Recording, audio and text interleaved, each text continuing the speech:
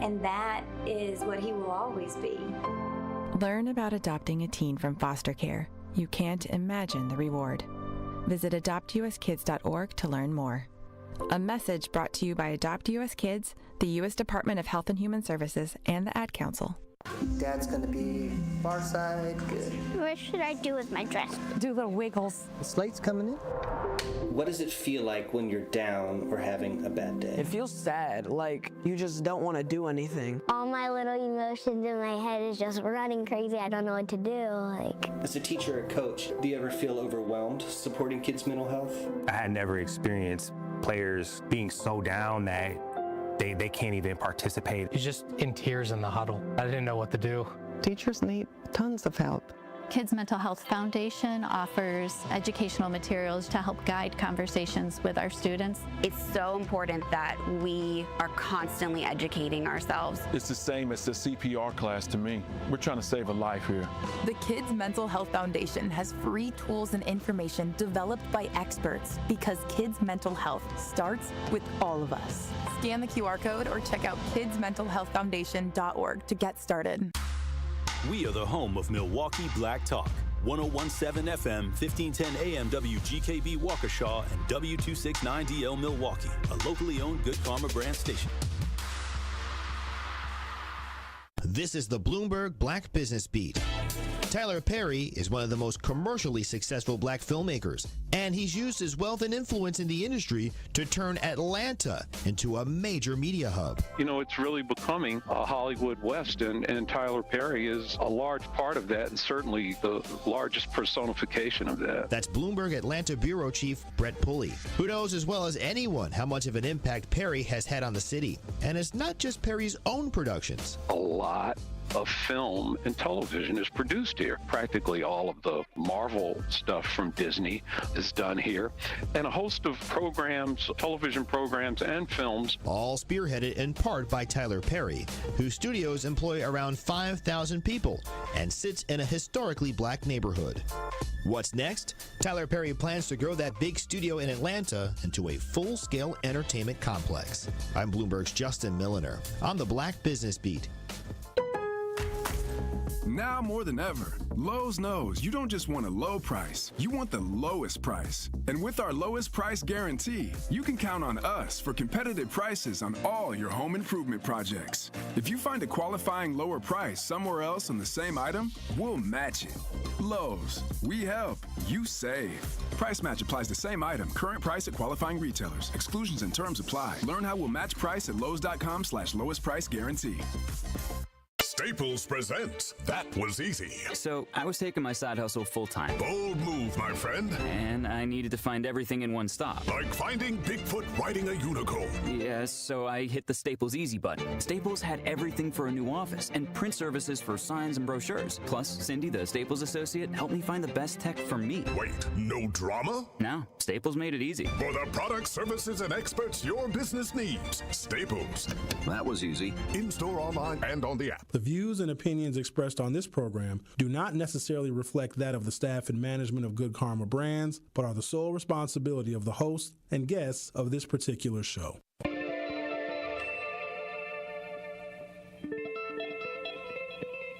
America may have many, many days, but they will be full of trouble. There will be no rest. There will be no tranquility in this country until the nation comes to terms with our problems. Bringing you social and political commentary from his mouth to your ears. Breaking down the issues which matter to you. You are not put here to be a white man's footstool. You are put here to represent the very best in God's word. Legendary civil rights icon, the Reverend Jesse Jackson in the studio. Reverend Jackson, how are you? Mr. Reverend, good morning on this chilly Milwaukee morning. And I am pleased to have one of the founding members of the Black Panther Party, Chairman Bobby Seale. Mr. Chairman, how are you this morning? Good morning. I'm doing just fine. Thank you. From Mr. Eric Holder. Mr. Holder, so good to see you. How are you? Well, I'm fine, man. How you been? It's been a long time. Haven't seen you for a while. the Dr. Cornell West. Dr. West, how are you, sir? My dear brother, you're so kind, you're so generous, though, man. But I salute you and the work that you were doing there. Doing a magnificent job there in Wisconsin. Stream live on 1017thetruth.com. Call in with your questions or comments. 833-212-1017. Join us on social media at 1017 The Truth. It may not be what you expect to hear, but I will definitely give you what you need to know. Are you ready for the truth? I want the truth! You can't handle the truth! Now, live from the American Family Insurance Studio at the Avenue in the heart of downtown Milwaukee, here is Sherwin Hughes.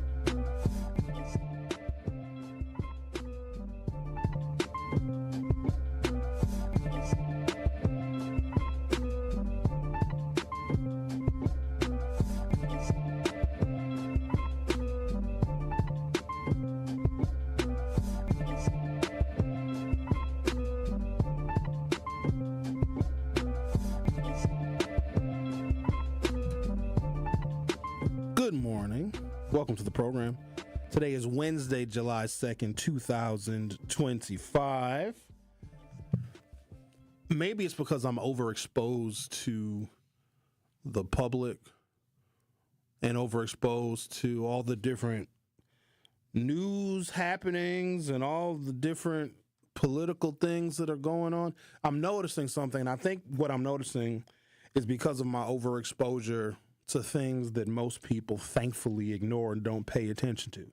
I know a lot of you are well-read and you like to stay informed and abreast of what is going on, especially with the situation that we have in Washington, D.C. and the 47th president of the United States. But it just seems that we have just descended into a weird kind of chaos. Stability is lacking. Boundaries are being eroded. It feels like America is in like an anarchy type of free-for-all. And I got to try and figure out why this is. If you're a young person right now, and this may not be relegated to one particular race or culture, nationality, or ethnicity, who do you look up to? Who are the role models? Who do you aspire to be? Probably like an Instagram influencer or someone who doesn't have any real positive accomplishments in our society. In fact, chaos can be capitalized upon. And I'll be the first one to admit, sometimes I do it as well. To try and harness the chaos because it's serendipitous, it's unpredictable, and it can be fun. But I quickly get reminded that this is a world that is very, very unstable. There are no boundaries, it seems, for anything anymore. Like nothing is off limits. And there was a period of time, even if you didn't agree with the political party of the president, the office was one that still commanded respect. And I think that previous presidents felt the weight and the gravity of the fact that they are the executive and best representative of America, political party notwithstanding. That is a heavy, heavy honor to represent the best interests of 340, 350 million people. Now, you're going to get into arguments, you're going to get into political disagreements, but at the end of the day, you still are the representative of this country, and we are seeing a tremendous amount of instability and chaos at the very, very top. So you know all of that is going to filter down. Even the people that don't follow politics still consider the office of the presidency one in which we look to get some of our guiding principles as Americans. But when that has descended into chaos, everything else will too. I'm also noticing it just seems like with all the attention focused on mental health, people are more mentally unhealthy than probably ever before. Just the things that are making the headlines. And I don't even know how many headlines I go through every single morning to try and determine what's worth talking about, what's not worth talking about. If I discuss this, will it spark paranoia? Will this scare people? Will this inform people? Will this spark people's curiosity? And so I'm overexposed to all the different chaotic things that are going on. And we here in Wisconsin and Milwaukee specifically, we're only getting a fraction of some of the weird and odd and crazy things that are happening socially and politically all over the country. I don't know how we get back to some semblance of stability, because if chaos becomes the rule of the day, and if chaos is what candidates will run on in order to get elected, I just think that we're doomed. But we got to be more concerned about the young people. I got the details in the story of what sparked the killing of one police officer and the injuring of another. They were arguing over a woman. Can you believe that? A cop is dead and another one is injured because a guy got mad about something that happened with a woman. Unbelievable. Like, that's just, these kind of things just shouldn't happen. But they're becoming more and more commonplace because the sense of instability everywhere, everything is unpredictable. Now, we've always had an element of that in the United States with things like mass shootings and all that fun stuff that we hate to talk about and hate to admit happens in this country all too often, but it just seems like it's everywhere. Doesn't it seem to you all, haven't you guys noticed with some of your friends and your family and just what you all happen to be paying attention to, or the headlines that may come across your news feed, that everybody is a little bit nuts? Like, everybody is, myself included. Ricky, you too. You ain't no beacon of sanity. You got, Glenn is all right, though. Glenn, you're probably one of the more stable people that I know. But you also might have a weird freak side to you, Glenn. He's from Harlem. He's not okay. All right. Well, that's so much for that. I had hope for Glenn, but I guess I don't have any. Diddy is about to go to jail. I guess on 4 of the 5 charges, the jury has reached a verdict. I don't even know what happens in a situation like that. So if he gets acquitted on the one, I guess he gets found guilty on the other. Just a whole bunch of stuff. It all started with the freak-offs and the baby oil. I think that is where we all went downhill. What I'm going to try and do as best I can is be a semblance of the stability that I think that we need in our society. And maybe I'm not the person to do that, but here is my stability. I come here every single day. For the most part, you can set your clock to this program starting at 9 a.m. Central Standard Time, and we go on a collective ride for the next 3 hours where we have conversations and discussions and debates, and we try and decipher all of the issues of the day. So I'm going to try and be that level of stability while it seems like everything else is descending into chaos. So I have a story here from NBC News, which I'm going to talk about on the other side. And I think the censor of just this weird, chaotic, unpredictable, disorganized world, I think the presidency and how Donald Trump operates, like I saw one of his press conferences yesterday, and he was asked by a reporter. Now, remember, all of the reporters that are surrounding Donald Trump in these days and times are vetted by him. Only news outlets that like him and that support him and that encourage him. So conservative news outlets that are usually more akin to right-wing propaganda machines are the only media allowed near and around the president. These are the only individuals that are allowed to ask Donald Trump questions, because any media outlet that tries to hold him accountable, he will simply shun and then disinvite from the White House press corps. And this woman, I'm surprised she was even able to ask this question. She asked the president yesterday he was on the front lawn of the White House, a White House lawn, little impromptu press conference. This woman asked Donald Trump, when you detain the migrants or the illegals, how long are they going to be detained? That's a legitimate question, because I don't know if you all know this. You taxpayers are funding the detention of people picked up by ICE. We got to feed them. We got to provide medical services for them. They are in the custody of the federal government in which we, as the taxpayers in this nation, are funding. And so this reporter asked a legitimate question. You know how Trump answered it? He talked about how much he loved Florida. That's how he answered the question of how long are we going to detain these migrants? Either he did that on purpose to intentionally deflect, or he just doesn't care what he says. He literally answered a question that wasn't even asked of him about how much he loves Florida and how much he invests in Florida and how much money he pays in income taxes in Florida. This is why that interview is even more chaotic, because everybody knows the state of Florida has no state income tax. Donald Trump ain't paying no income taxes in Florida because it ain't none. So I got this story from NBC News that gives a snapshot of what it's like in this current White House, what it's like in the Oval Office, and just the random, haphazard, unpredictable. There's people coming in and out, and they're worried about people that don't have the proper security clearance getting close to the president. There's just a tremendous amount of chaos, and that's not good for the United States. If our leadership at the top, even if you disagree with the person and their policies and their political affiliation, there has to be some semblance of stability, because if there's stability there, then I think more Americans would mimic it. You can say whatever you want about Barack Obama. Barack Obama was cool as a cucumber. 2 wars going on, home foreclosure crisis going on, Americans are unemployed, losing 1 million jobs a month. Banks weren't lending anymore. Our auto industry was about to go bankrupt, but Barack Obama, he barely even broke a sweat. And I think the stability that Barack Obama exhibited was a benchmark that was useful to people in this country, because those were very chaotic times too, you see.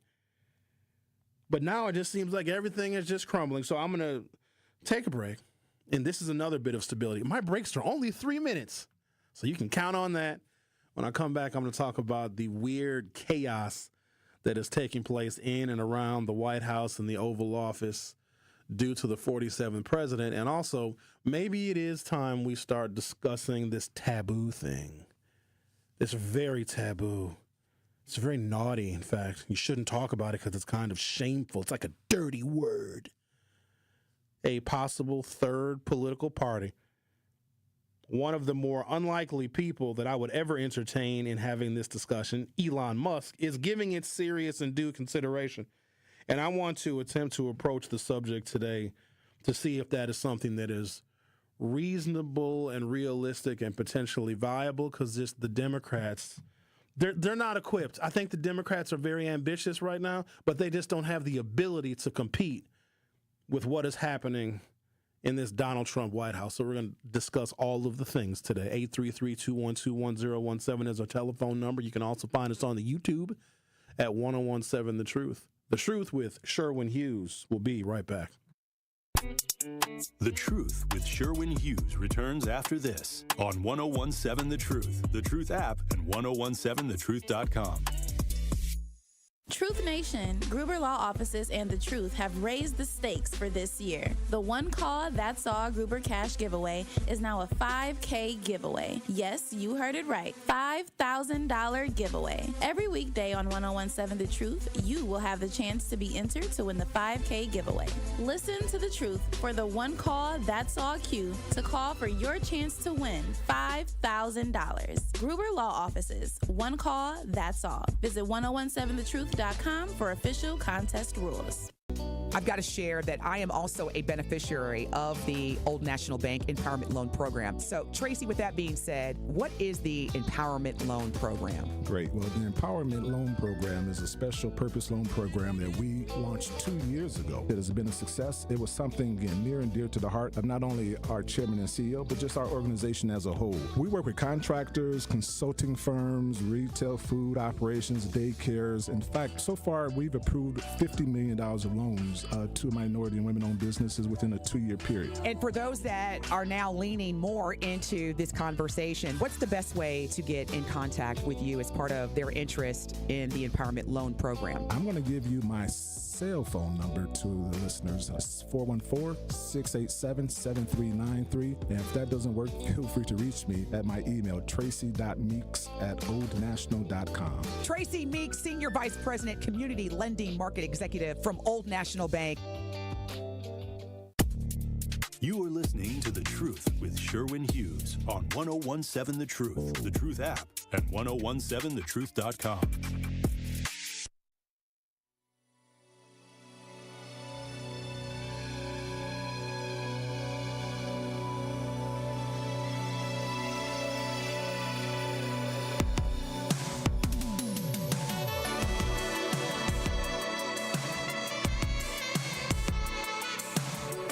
Lady B says via the YouTube chat, I hope you got some sleep last night, Sherwin. You had a lot going on yesterday. You can say that again. Surprisingly, I did get really good sleep last night, and my sleep can be kind of inconsistent. It's weird, like it's cyclical. Like there's certain times of the year where I sleep like a baby, and it's not necessarily in one season versus another, but I might have like a 4 or 5 month stretch where I start getting sleepy at like 10 o'clock, and then I start my bedtime wind down nighttime routine by 10:30. I get into bed, get comfortable by 11 o'clock, by 11:15, 11:20, I'm out. But that varies. I know the summertime can have an impact on that too, because I'm doing more and I'm out later. There's more events that are going on, so that can kind of interrupt my natural wind down time. And also in the wintertime, when you have the sun going down to damn near 4:30, that makes it a little bit easier as well. But no, I slept pretty good last night, which certainly makes doing this show a lot easier, because contrary to popular belief, if you don't get good sleep, it's hard to do a 3-hour radio show, because it's hard to keep your thoughts straight. Because when you're sleepy, a whole bunch of stuff gets messed up. But no, I slept pretty good. Lady B, I'd imagine you're referencing the situation that took place yesterday, which also is the impetus for the title of today's show, Not Okay. I am noticing just the instability of people and more pronounced mental health issues, even though like we're paying more attention to mental health. And I think it's probably, well, up until this forthcoming Donald Trump budget and this one big beautiful bill, I think that we did fund mental health to a level in which it probably should have been funded a long time ago. But there's just so much damn chaos. It's almost like being insane is normal. And it isn't. It is not. The internet is not helping. You have these cultural shifts that come out of nowhere. Like the stuff that goes viral, like positive, intelligent, intuitive, scientific, data-backed facts don't go viral. Lies go viral. Fallacies go viral. Misinformation goes viral. Anti-vaxxer stuff, anti-medicine, anti-science, anti-common sense stuff goes viral. And then what happens is people think it's normal. There's a large cohort of people that think that what they see on the internet is it. Like that's the thing that we need to be paying attention to and following. That is not it. The President of the United States is not helping. The military leaders who came to the Oval Office to discuss the new F-47 stealth fighter jet had a few surprises in store. At one point in their sit-down with President Donald Trump, Mark Zuckerberg, the Meta Facebook chief executive, walked in out of nowhere. Worried that he didn't have the proper security clearance, officials asked the social media magnate to wait outside. That's what two people familiar with that meeting said. A young aide also came in during the meeting and showed Donald Trump something on her laptop computer, and then she walked out. Trump's cell phone rang a couple of times while all of this was going on. Expecting more privacy in the meeting with the commander-in-chief, some of the officials came away simply mystified and a bit unnerved. They quietly discussed amongst themselves whether the visitors and calls might have compromised sensitive information, with one asking whether they should be concerned about the spillage. Trump affectionately refers to the Oval Office as, quote, Grand Central Terminal because of all of the comings and goings, a senior White House official said. One of the people familiar with the winter meeting about the plane used the term bizarro world. And this is what is happening at the highest levels of our government, ladies and gentlemen. All of these people coming and going, and Mark Zuckerberg showing up out of nowhere, people not having the proper security clearance. But doesn't that make sense? Trump is extremely erratic, and we also have to know this about him. This kind of helps us understand his perspective. He rules in chaos.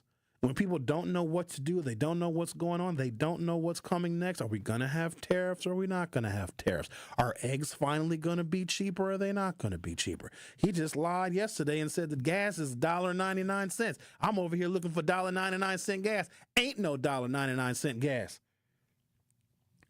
The instability is just everywhere. And if it's coming from the White House, then you know it's going to filter down to the American people. Like, who are the guiding benchmark leaders in American society? And I've asked this question before, and I think I just stopped looking for an answer because nobody can provide one. Like, who do we look up to? Is it a sports figure? Who do we like? Well, we don't like Dame Lillard no more because he's been, what they say, waived, released, put out to pasture. I don't know. With Dame Lillard, he ain't here He was no waived. more. But the Bucks still have to pay him like $22 million for the next 5 years. Yeah, they're spreading it out, but then they're picking up the center from the Pacers, which is good because that takes away one of the leading players for the Pacers, who we simply cannot beat. But who do we look up to? Do we like LeBron James? Is it even a sports figure? I used to look up to like Walter Payton, right? Because he was a good guy off the field. And I don't know, Barry Sanders. Can we look up to Brett Favre? Oops, guess not. Apparently he was at a concert in Madison over the weekend. Morgan Wallen, who's a country person, country music man, and we don't like Morgan Wallen because he used the N-word. A couple of years ago, I think we discussed it on our different broadcasts here at 101.7 The Truth. Because here's one thing about Black Talk Radio. We love a good story where a white person uses the N-word. It just stops everything that we're doing. Doesn't matter what's going on in the world. Whole world could be on fire. We could be steps away from World War III. But boy, oh boy, let a white person use the N-word, and well, that's got to take all the oxygen out of the room. So apparently Brett Favre came out with Morgan Wallen at the Camp Randall country music concert, and people didn't like that because he used the N-word. But I don't know who we look up to. I wish I could say Barack Obama. Have you noticed that Barack Obama's just, I miss him. You know what I mean? He can't just come around every now and again. He can't just send us a good morning text every now and again to let us know that he's still around and he still thinks about us. We still think about him. Ain't that crazy? I think the best role model that we had in this country for 8 years, even if you disagree with his policies, compare the personalities of the two men. America needs a strong personality, but a positive one. Because as a country, we're insane. We're insane. We need somebody that can have a set of guiding moral principles. Is it the Pope? They got a new Pope. They got a brand new one. I guess he's a Mexican. No, let me not say a Mexican. He's from Argentina, which makes the new Pope a fancy Mexican. Is that somebody that we look up to? I remember when I was a little kid, Pope John Paul was a dude that people looked up to. Princess Diana, she was a great humanitarian lady. She did princess things. She would go to Africa and she would touch the kids on their faces. You know, the AIDS kids, she would go there and touch them. It seems like before the internet clouded everybody's judgment, and I shouldn't say that, I can't make a blanket judgment about the internet because there's some good that came out of it. But I think when it comes to trends and what trends and goes viral on social media, oftentimes that's led by the young people. If something goes viral on TikTok, the teenagers and the 20-somethings, they respond to it first, and then my old ass gets it later. But because the teenagers and the young people, I don't believe that they're positively guided. Unless maybe it's their parents. Do kids still look up to their parents? I had an abundance of role models. Maybe it was because of when I grew up. And it was members of my own family, right? It was my parents. It was my social circle. But there was also something different in the air. And this is me just sounding old. But I never thought that Generation X was like a normal generation that was positive, because we always got talked so bad about. And here's what's crazy. Now nobody talks about us at all. And I'm perfectly fine with that. But we had the influence, or let me speak for myself, maybe not you. We had the influence of positive peer pressure. There was always negative peer pressure, you know, to get you to take your first puff of a cigarette or your first little sippy sip of alcohol. Okay, there's always going to be some of that. But I had a lot of peers that would talk us down off of the ledge, or that would stop us from fighting, or would intervene. And I would look up to older kids. And some of those older kids I looked up to were, in fact, positive role models and positive influences. The power of peer pressure, in my opinion, is more significant than any program an adult can come up with to try and help the teens become more productive. Because you get a bunch of adults sitting around saying, oh, wow, we've got a problem with the teens and they're fighting and they're very violent and they have nothing to do. And a bunch of old, funny-duddy adults come up with a bunch of ideas that are so out of touch that the young people don't respond to them. I think that young people need to be more influential over one another. But if you're a positive young person doing positive things, you're doing well in school, you're involved in athletics, you've got a great, bright future ahead of you, you got a bunch of scholarships, you're going to college, how do those young people fare in the eyes of the wayward youth? The only people that could put us in check back in the day were kids that were older than us, and they did a great job of it. There was a hierarchy that was understood when I was a youth growing up in this city. But we also had a positive youth culture in Milwaukee, which I don't think that we have anymore. As a teenager, there was so much stuff for us to do. We could just roam this city all times of the day, all times of the night, be unsupervised, be at the mall, go race our go-karts and do the bumper boats and go to the batting cages. There was so much to do. We had teen nightclubs. In fact, there were probably more teen nightclubs in the late 80s and 1990s than we actually have adult nightclubs in the city of Milwaukee right now. Like, Milwaukee's got a bunch of like lounges where you can just sit around and get drunk with a martini glass in your hand. But we had so much to do. And I think that we wanted to maintain all of the options that we had as teenagers, so we listened. We were respectful because we didn't want to lose the privileges that we had. I would argue the young people now have way more privileges than we had back then, and maybe that's why they take them for granted. Who do they look up to? Who do you all look up to? It can't be the president, or at least not this current president. George Bush, who we didn't like him either when he was president, but he was a better role model, because at least George Bush was somebody you'd want to have a beer with. When they took that poll of bipartisan people, they said, oh, George Bush is someone we'd like to have a beer with. Could you have a beer with Donald Trump? Could you imagine Donald Trump drunk? He'd be frightening. Take a break, come back. I guess I'm asking the question again, who on earth do we look up to? Who should the kids be aspiring to be like? The Truth with Sherwin Hughes. We'll be right back. The Truth with Sherwin Hughes returns after this on 1017 The Truth app, and 1017thetruth.com. Want to help build a better Milwaukee? 1MKE is a nonpartisan coalition of over 100 community partners, making it easier to plug into what matters. From local services that can save you time and money, to events that build community, to voting resources to ensure your voice is heard. Whether you're new to civic engagement or ready to level up your impact, there's a place for you with 1MKE. Learn more, get involved, and take their community feedback survey at 1mke.org. We are 1MKE. It's time for Truth Takes, a thought-provoking commentary on the award-winning 1017 The Truth. Here is Sherwin Hughes with his Truth. Most people don't know that a county executive is a higher elected position than a mayor.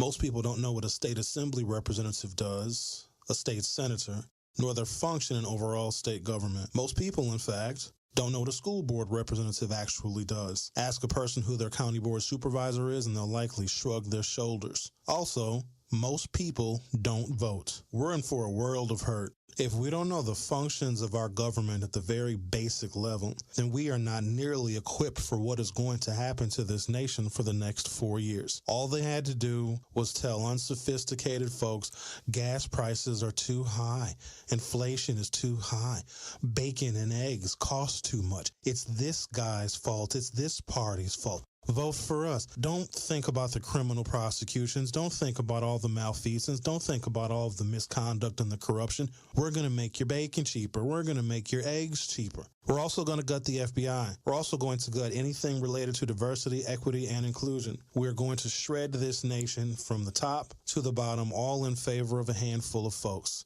How about this?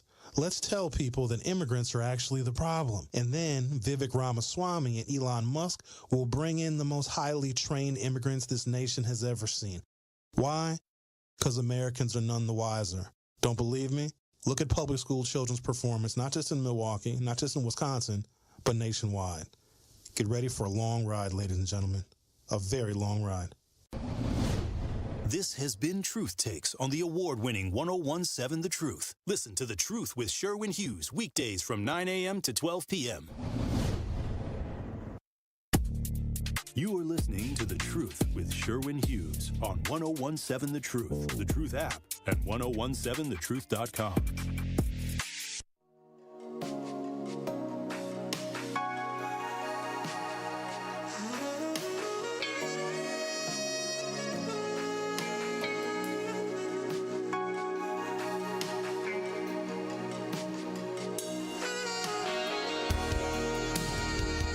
Well, I'd imagine this is probably the best news that Sean P. Diddy Combs could have hoped for.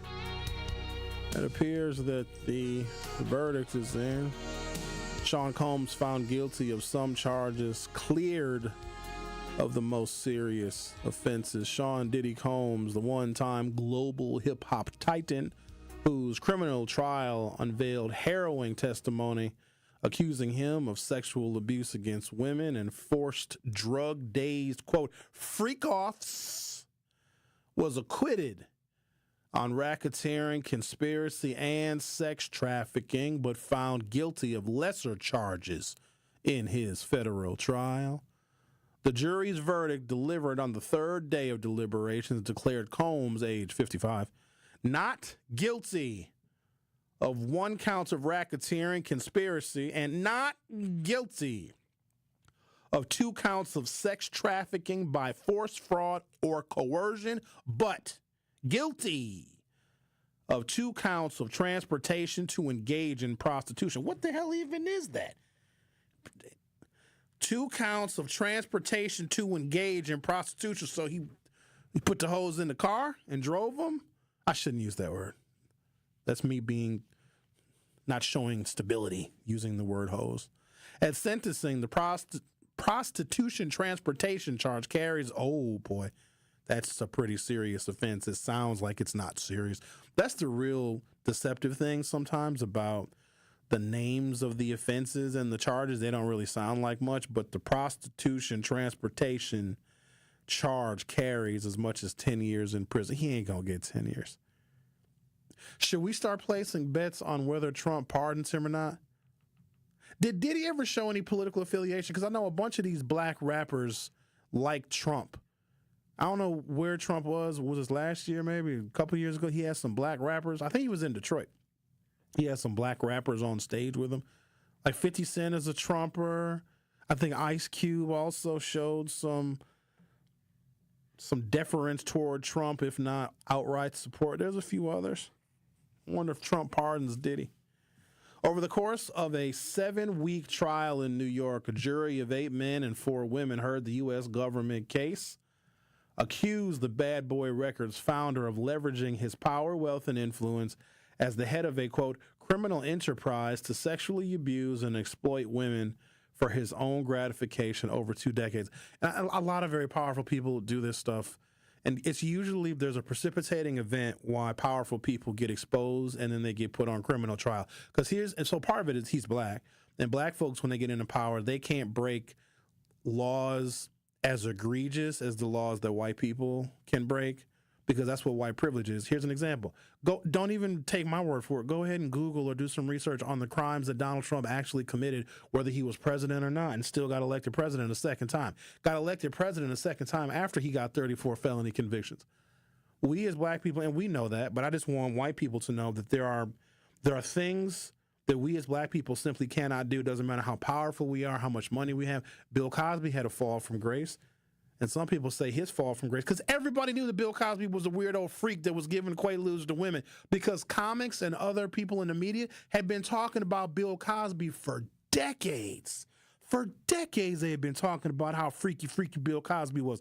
But he did something. He made the wrong person mad, and then all of a sudden, y'all remember, like the first woman came out. Then the next woman came out. Then 3 more women came out. 5 more women came out. And I'll never forget that Time magazine cover where all of Bill Cosby's accusers, probably not even all of them, But it was like 30 or 40 women they had on that Time magazine cover. So Bill did something. He got too uppity. They say he tried to buy NBC. And we can't let him do that. So Diddy made somebody mad. Or maybe this is just him facing a jury and facing these federal charges because of his involvement with killing Tupac. He did. I think he had something. I think Diddy had something to do with killing Tupac and Biggie. But the world may never know. Over the course of a 7-week trial in New York, the jury of 8 men and 4 women heard the U.S. government accused the Bad Boy Records founder of leveraging his power, his wealth, and his influence as the head of a criminal enterprise to sexually abuse and exploit women for his own gratification over 2 decades. His defense pitched to jurors that the case against Combs was badly exaggerated and that he was simply on trial for a swinger's lifestyle, one tinged with violent behavior and included supplies of drugs and baby oil that was ultimately considered consensual. The dueling depictions cast a far different image of the Harlem-born hitmaker who once ruled the hip-hop and R&B charts, was a fixture in celebrity circles, and propelled his exuberant personality, lavish lifestyle, and business pursuits, including in reality television and fashion, as an entrepreneur and a brand ambassador. The trial heard from almost 36 government witnesses, from former personal assistants to stylists to label artists, some willingly testifying against Combs, while others were granted immunity in exchange for their testimony. I was intentional in not covering the Diddy trial, mostly because I just didn't care. I don't really talk about that kind of celebrity, gossipy kind of stuff. I mean, every now and again I may drift into it, but I personally think that there are far more important things for us to be focused on than the sexual proclivities of a rap producer. I know people like sensationalism and they like gossip because when you can focus on somebody else's trouble, it gives you a reprieve from your own, but it doesn't make your own problems and troubles go away. And I've seen this country go to this slow descent over time, at least since I've been broadcasting, where I've been overexposed to news and media and headlines. We're sinking fast. And I don't think that I get, for whatever little role I can play in helping make this a better world, a more honest world, a more just world, a more world that is a comfortable place for children to grow up. Me talking about that kind of stuff doesn't necessarily lift our boats. I see the disconnect from policy and politicians and campaigns and our community, a community, the black community now, that has gained the most, has received the most and given the most opportunity and has received the most attempted equality because of policy, but yet we don't understand it. And as time goes on, it seems like we understand it less. We were created as a people, a free people in this country because of amendments to the U.S. Constitution, but most of us have never read it. That don't sit right with me. And because we've never read the document that created our damn humanity, I don't want to waste my time nor yours doing a really shoddy job of talking about Diddy's freak-offs. Now, there's other people for that. But if you know me and if you've listened to me for any period of time, I don't like when African Americans have the opportunity to have an audience and to have a broadcast, and we talk about stupid, mindless, stereotypical stuff. I'm not a fan of Charlamagne the God. I've never been a fan of Wendy Williams. In fact, I can't stand Wendy Williams. I mean, I want her to be okay now, but I'm glad her ass is off the air. I'm hoping she's off the air. I know she had a couple of health scares, but she diminishes us, tarnishes our image, and dumbs down my people. White nationalism and white supremacy already dumbs down my people. Don't believe me? Look at what happens to us when they control the education system. I'll let you go ahead and research that too, since you're in the mood. So I just don't want to engage in that. But there's plenty of that other nonsense and gossip. If you guys find that interesting, it's just not going to be for me. All right, Bob. Now, we had a discussion now before I took your call on the air. You need to stick to the script. My patience lately is wearing thin now. Now go ahead. Well, I think our leader, going back to it, you started in the beginning. Obama is our leader. And I see in the future, I believe he would, let him, the mega group, Trump, Republican, can have their fun for a year and a half. But I believe even if he votes after a year and a half, he cannot, when a president votes, they will override his vote, and he will be non-existent. Now, the most he will ever have, the least he'll ever have is the Congress not allowing him to get no further if he don't get impeached. But his last 2 years, so you better have fun, you mega group and Trump group, this last year and a half, because you are going to be warped in a year and a half. He's got to be. I've listened to too many shows that are against Trump. He is, 50 states protested him. No, you're going to have the worst 2 years you've ever had. Your last 2 years of your presidency. So have your fun this year and a half. Okay. Do it. People wouldn't even have RFK in their administration. That's to show you that Bush wouldn't have RFK in his administration. He's not that dumb. You are going to be shown to be dumb, cruel, and mean. All right. Thank you, Bob. We can leave it there. That was actually about as coherent as we ever going to get from it. Thank you, Bob. Donald Trump better have his fun now, because when the Democrats something in 2 years or a year and a half, the fun is over. I think all the Democrats are going to do is file multiple articles of impeachment. And so let's assume, just let me humor Bob for a minute. I got to take a break. Let's say the Democrats get in a pretty comfortable majority in the midterm elections coming up next year, which I have no idea. There's no evidence that that's actually going to happen, if you ask me. They're going to spend so much time arguing over which articles of impeachment to bring, because Trump is committing like 50% of his executive orders are impeachable offenses.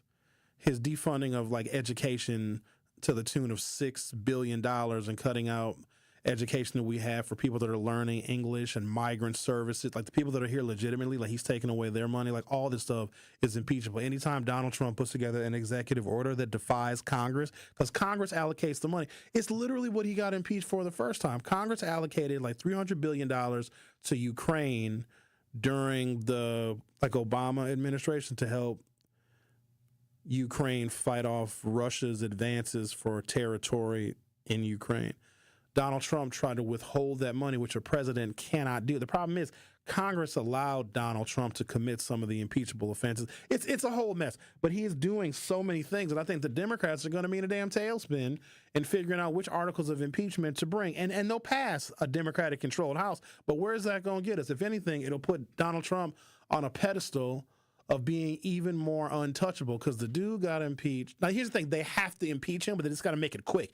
You impeach him so that history can see that there was a cohort of people in this nation, there was a political party that fundamentally and vehemently disagreed with his policy pronouncements, his big, beautiful bill, his defunding of this, his attacking his Democratic opponents, and how he's handling immigration. Like, you have to impeach him for the history books, but I think it's going to take way too much time, effort, and energy of the Democrats to get those articles of impeachment passed, and they're going to have to start worrying about who they're going to put up probably against him in 2028. I just don't want the Democrats to shoot themselves in the foot. They have the ambition, the Democrats do. I just don't know if they have the ability. So I'm going to take a break, come back, continue chit-chatting with you all. I'm also going to read some YouTube comments, see what the gallery is talking about. What are these crowns in the YouTube? What do these mean? If you chat into YouTube, they're ranking people. I don't know if I like this now. Curly, you're number 3. Kiana, number 2. Well, who's number 1? Sweet Auntie is number 1. What do y'all know what this is? Have you seen this before in the YouTube? They're giving people rankings. Vanessa, where your ranking at? I want to see what Al's ranked. Where's Al at? All right, I'm take a break. Come back. Continue chatting. The Truth with Sherwin Hughes. Oh, by the way, I got a mystery guest coming at 11 o'clock. Do they know who it is, Rick? Have I mentioned it before? Well, if you did if they was paying attention. All right. You said it last week. Well, they're going to be shocked. Well, they might be a little late because they're coming from somewhere. But they're going to try to get here by 11 o'clock. You think I'd stop having mystery guests on this show? You think I'd stop it? But this one I trust, though. I trust this mystery guest. I hope so. The Truth with Sherwin Hughes will be right back. The Truth with Sherwin Hughes returns after this on 1017 The Truth app, and 1017thetruth.com. Good Karma Brands would like to send out a big congratulations to Tori Lowe. Tori recently received a proclamation from both the city of Milwaukee and Milwaukee County. So going forward, July 5th will now be recognized as Tori Lowe Day. Tori's activism, advocacy, and hard work makes Tori more than deserving of this recognition. Tori's family at 1017 The Truth celebrate Tori for always being about that action. And we know this is just the beginning, and there is so much more to come as a result of Tori's efforts and leadership. Congratulations again, Tori. Wisconsin is as hard-working of a place as you'll ever find. There's a sense of pride, community, and work ethic that's second to none. People here are tough, but even the toughest among us need help after a serious accident. At Gruber Law Offices, we won't stop fighting for you and your family. We've been here and will continue to be here for as long as you need us. Gruber Law Offices. One call, that's all. Summer in Milwaukee is nonstop. Festivals, live music, and fresh city vibes fill the season you already know. From world-famous cultural celebrations to hidden gem street fairs, every neighborhood is a stage, alive with handcrafted traditions, homegrown talent, and world-class entertainment. Music, flavor, culture, whenever you visit, the Cream City is ready to celebrate. This summer, don't just visit. Make sure you experience Milwaukee, the city of festivals. This is your Planned Parenthood Advocates of Wisconsin Minute. Victory Garden Initiative is an 1.5-acre urban farm that sits right in the middle of the Black community on Richards and Concordia. I don't know if you know that Harambe is a food desert. So within its borders, there are no major grocery stores. So people rely on things like dollar store, corner stores, liquor stores to buy food, which is all unhealthy. Everything we grow, and we grow everything, tomatoes to potatoes to carrots to corn to onions, to, and so on. And everything we grow is free to the community. It started in 2009. They wanted to build a sustainable food production system that was healthy and sustainable. And what that meant was giving people the resources to grow their own food and the skills to make sure that those attempts were successful. This has been your Planned Parenthood Advocates of Wisconsin Minute. You are listening to The Truth with Sherwin Hughes on 1017 The Truth, The Truth app, and 1017thetruth.com.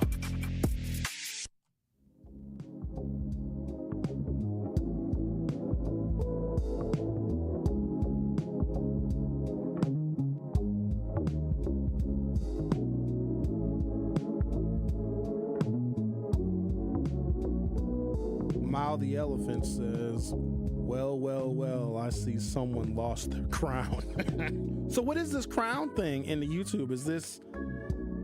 Are you given a number ranking based upon how frequently you comment? It can't be that. Or was it based upon like the first person to comment, second person to comment? Right now, Kawan is number 3. Thank you, Kawan. You said I should get a crown for my talk show. I don't need one. You know what? No, I'll take that back. We got a crown in here. Y'all ain't seen this crown? Here we go. Look at it. Look, see, I'm wearing a crown right now. Benjamin made this crown. It's actually an old Burger King crown that he coated in aluminum foil. This is his tin hat, which Ben wears often, actually, because he should. I used to seek validation for this work that I do. Because when you talk to an audience, and so I was doing talk radio when there was no interaction. The only interaction that you really had was people that called in. And so you are sometimes talking in a vacuum. You don't know if people are listening. You don't know if they're responding.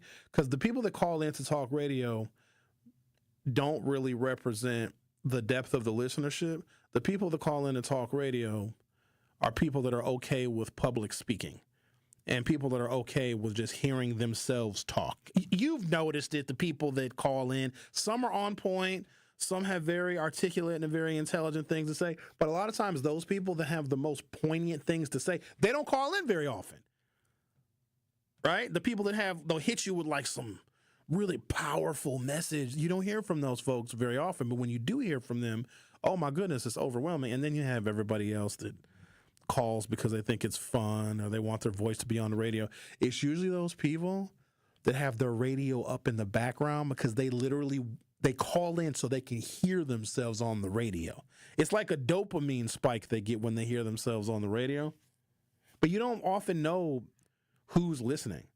And some of the stations that I work for don't subscribe to Nielsen ratings per se, so you never really know how you're doing. So I always was curious about, well, how am I doing? Are people responding? And I used to look to these awards that would be given out to broadcasters as a form of validation. Here is what I know now. Those awards mean nothing. They're nothing. In fact, they're a curse. Some of the more decorated people in media, and I'm not even talking about just radio, that have the most awards, suck. Boring. Not inspiring. Not critically thought out. Not well produced. I think the whole thing with awards in media is political. Oh, I'll vote for you if you vote for me. They make it seem like it's totally based on these arbitrary criteria. Stop it. And here's the other thing. You can have a shelf full of awards and make no money. Did y'all know that? What good is the award if it's not translating into dollars or if it's not translating into positive influence for your audience? So here's what I say about that. I would rather have this incredible and unique audience that I have, because y'all are priceless to me, than win an award from an agency or an organization that does not understand us or what we do anyway. I would rather have the interactions that we have, the positive interactions that we have, and to enjoy the community that has been built around this show. To me, that is the best award I ever could receive. So I got to tell you, I appreciate you guys immensely. On that note, The Truth with Sherwin Hughes will be back for hour 2. The Truth with Sherwin Hughes returns after this on 1017 The Truth app, and 1017thetruth.com. This is 1017 The Truth's Kyle Wallace, and I am Milwaukee. I take great pride in being a 414 boy and representing the city that I love. The great memories I have of going to Northtown Cinema to see movies with family and friends, to going to Capitol Court to see the Black Santa Claus, this city has helped shape me into the man that I am today, and I pledge to utilize my voice as a way to advocate for you in our community. Join the home of Milwaukee's realest conversations, where you can speak your truth. We are the award-winning 1017 The Truth. Milwaukee Black Talk. Summerfest is back, and the award-winning 1017 The Truth has you covered with front row access passes to the best concerts at Summerfest this year. Tune in to all your favorite Truth shows every day so you do not miss your chance to win tickets and wristbands to see artists like Offset, Bossman D-Lo, Ira Star, T Grizzly, and so many more. Do not miss your chance to see these artists up close and personal during Milwaukee's biggest summer party. Summerfest is presented by our founding partner, American Family Insurance. Truth Nation, let us talk our ish for a moment. There is no other station in the country where you get a front row seat to hear from some of the biggest names in politics, pop culture, and sports. People like Grammy Award winner John Legend, knowing that fight isn't over, knowing that we've got to stay motivated and stay inspired. Glory was a song that myself and Common wrote. Two brothers from the Midwest, from Chicago and from Springfield, Ohio. Oscar award-winning actor Don Cheadle. I know that we're the bright, shiny thing that sometimes gets the attention, but I would say don't listen to celebrities. You don't have to listen to us. Listen to yourself. And President Donald Trump's son, Don Jr. When did we have a strong economy? And I don't think anyone with a straight face can say right now. And the reality, when you look at it, it's not even voting for my father. Look at the team that's now surrounding him. Tap into the award-winning and nationally recognized 1017 The Truth by downloading the Truth app and streaming us live at 1017 The Truth on YouTube. Milwaukee Black Talk. The more you listen to your kids, the closer you'll be. So we asked kids, what do you want your parents to hear? I feel sometimes that I'm not listened to. I would just want you to listen to me more often and evaluate situations with me and lead me towards success. We're not adults, so just be there and listen. I just want someone to yap to. And I just feel like I'll be fine if someone just hears me talk and talk and talk and talk and talk and talk and talk. You're doing a really good job. And I don't think I tell you that enough. And I know sometimes we get into it and it's just hard on both of us. But, try to understand me more and I'll try to do the same. Listening is a form of love. Find resources to help you support your kids and their emotional well-being at sounditouttogether.org. That's sounditouttogether.org. Brought to you by the Ad Council and Pivotal. Truth Nation, stand up and tap in. This is 1017 FM, 1510 AM WGKB Waukesha and W269DL Milwaukee, a locally owned Good Karma brand station.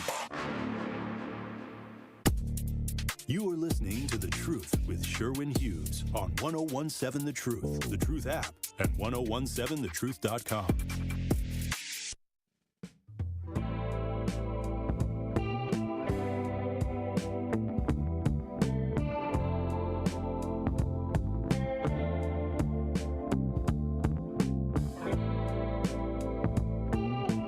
Welcome to Hour 2, The Truth with Sherwin Hughes.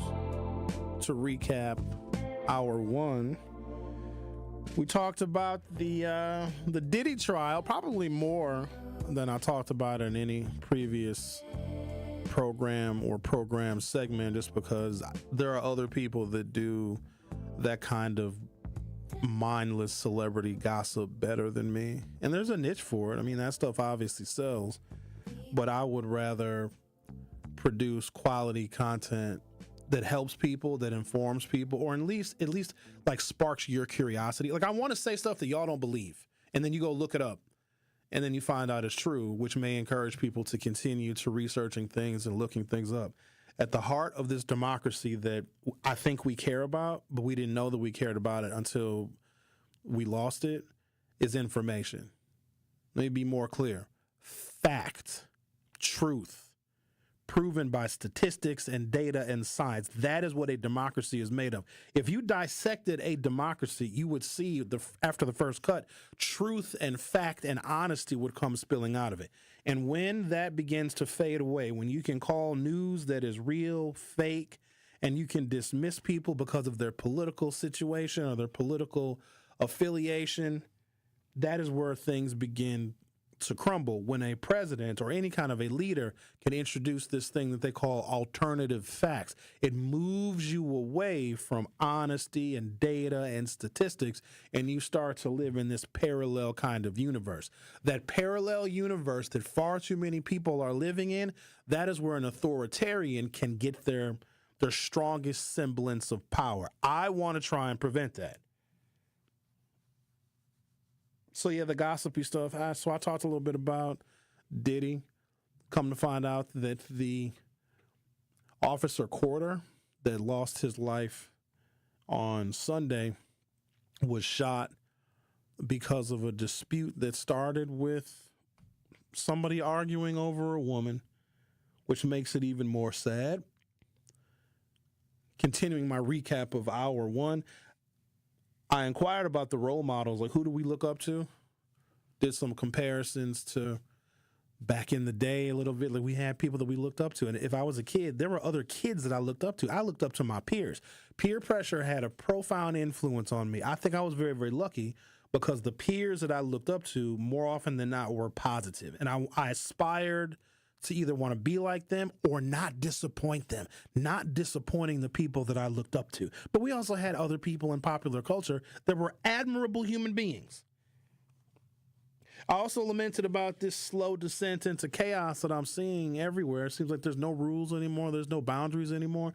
And then we looked at the current president of the United States, his political affiliation notwithstanding, you're still supposed to be a reasonable and decent and moral human being because there's millions of people in this country that do not follow politics at all, but they look at somebody's character. And they say, they may look at this person and say, okay, well, you got elected president. So there must be something about your morality and your character that is admirable. And there are people, believe it or not, that will look at the behaviors and the actions of this current president and use that as a model. He grabbed women by the hoo-ha. You can't do that. Well, unless you have permission. And nowadays, I think the permission needs to be written. Like, you got to walk around with a contract nowadays if you want to engage in intimate behaviors with somebody because everything's got to be consensual. So you got to sign a paper, sign an NDA or whatever. But I've asked that question before. Who do we look up to or who do we aspire to be? Like, who does the United States aspire to be? I know for many, many generations, other nations aspired to be us. Now they're turning away from us, and that's awful because I want to travel internationally. I've never left the country. In my mind, I've left the country, but in reality, I have not. And I want the fact that I'm an American in somebody else's land, in somebody else's country, to garner me some respect because they respect the principles of America. That's not the case anymore. And a lot of people don't care about stuff like that, but I do. I want Americans to be looked at admirably, and it also helps protect us. Like, I don't want to go to some country and they think because I'm American or you're American, if you guys travel internationally, that like you're ripe for a kidnapping because they will associate Americans with Trump, and they do. They may associate all of us because they got to wonder, people in other countries, how in the hell did Trump get elected twice? Shame. Wait, what did they say? Fool me once, shame on you. Fool me twice, shame on me. We're living in a shame on me moment. I should finish reading this story about the chaos that exists in the White House, which I think is filtering down and trickling down into the United States writ large. At least there has to be a semblance of stability. And I'll give Bob a little credit. Bob tried to kind of stay on track and on task today, but also had a pre-conversation with Bob before I let him on the air because my tolerance for going way and wildly off script has been lowered dramatically. Barack Obama was somebody that we could look up to. He was. Now, we also put an inordinate amount of pressure on him to be the best representation of blackness and black people that he could. And I think with hindsight being 2020, he was. But what bothered me then about how people talked about Barack Obama, and it still bothers me now, is black people found fault with him where there was none. He didn't do enough of this. He didn't help black people, which has led some of my more recent conversations to black people promote how strong we are, how independent we are. We'll point to real specific and select things in our history to illustrate that point, but we outsource everything. We want politicians to make our neighborhoods better, safer, cleaner. We want politicians to change the behavior of our kids. We want policies and government funding and government assistance to feed us, to house us and clothe us. Like, that's confusing. So which one are we, black folks? Are we heavily reliant on this government, or are we strong, independent people that face the kind of adversity that if it wasn't written in a song or written in a movie, most people would never believe? They would never believe the adversity that black folks face. Even the black people that you think are doing well, that are well-adjusted, all of us have dealt with racism. The problem is there might be a fallacy. In fact, I know there's a fallacy. Some people think that if you achieve a level of success, and I want to make sure that this is articulated properly, because I want to encourage black people to strive for everything. Get everything, learn everything, be everything, succeed at all counts. Because it's not black ineptitude that frightens white supremacists and racists. It's black excellence. It's black ambition. Ooh, I never seen white folks so scared in my life when black folks are confident and ambitious and successful.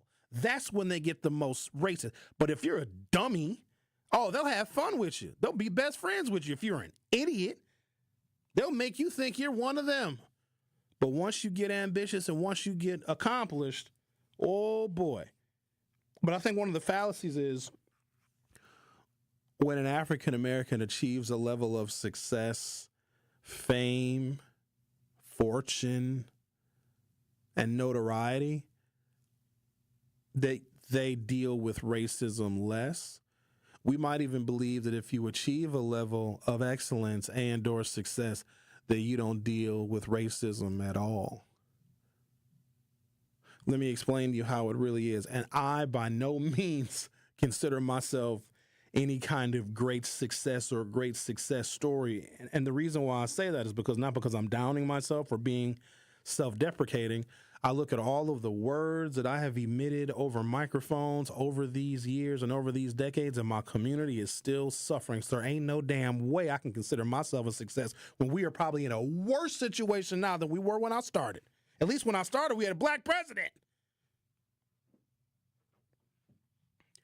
The more successful you become, the more technically sophisticated the racism you deal with. It gets worse as you get more accomplished. The animosity grows stronger against you. And there are tools that they have created. Weapons formed against us have prospered. I don't know who I first heard say that. It's in the Bibles. I'll be the first one to admit I ain't read the Bibles. It's long.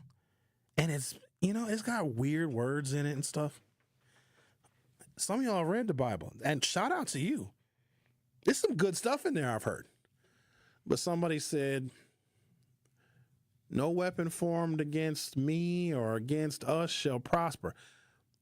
94% of the weapons formed against black progress and black excellence have totally prospered. They prosper real good. So I don't know where that verse came from, but I think it needs to be updated. And maybe it is in the King James version.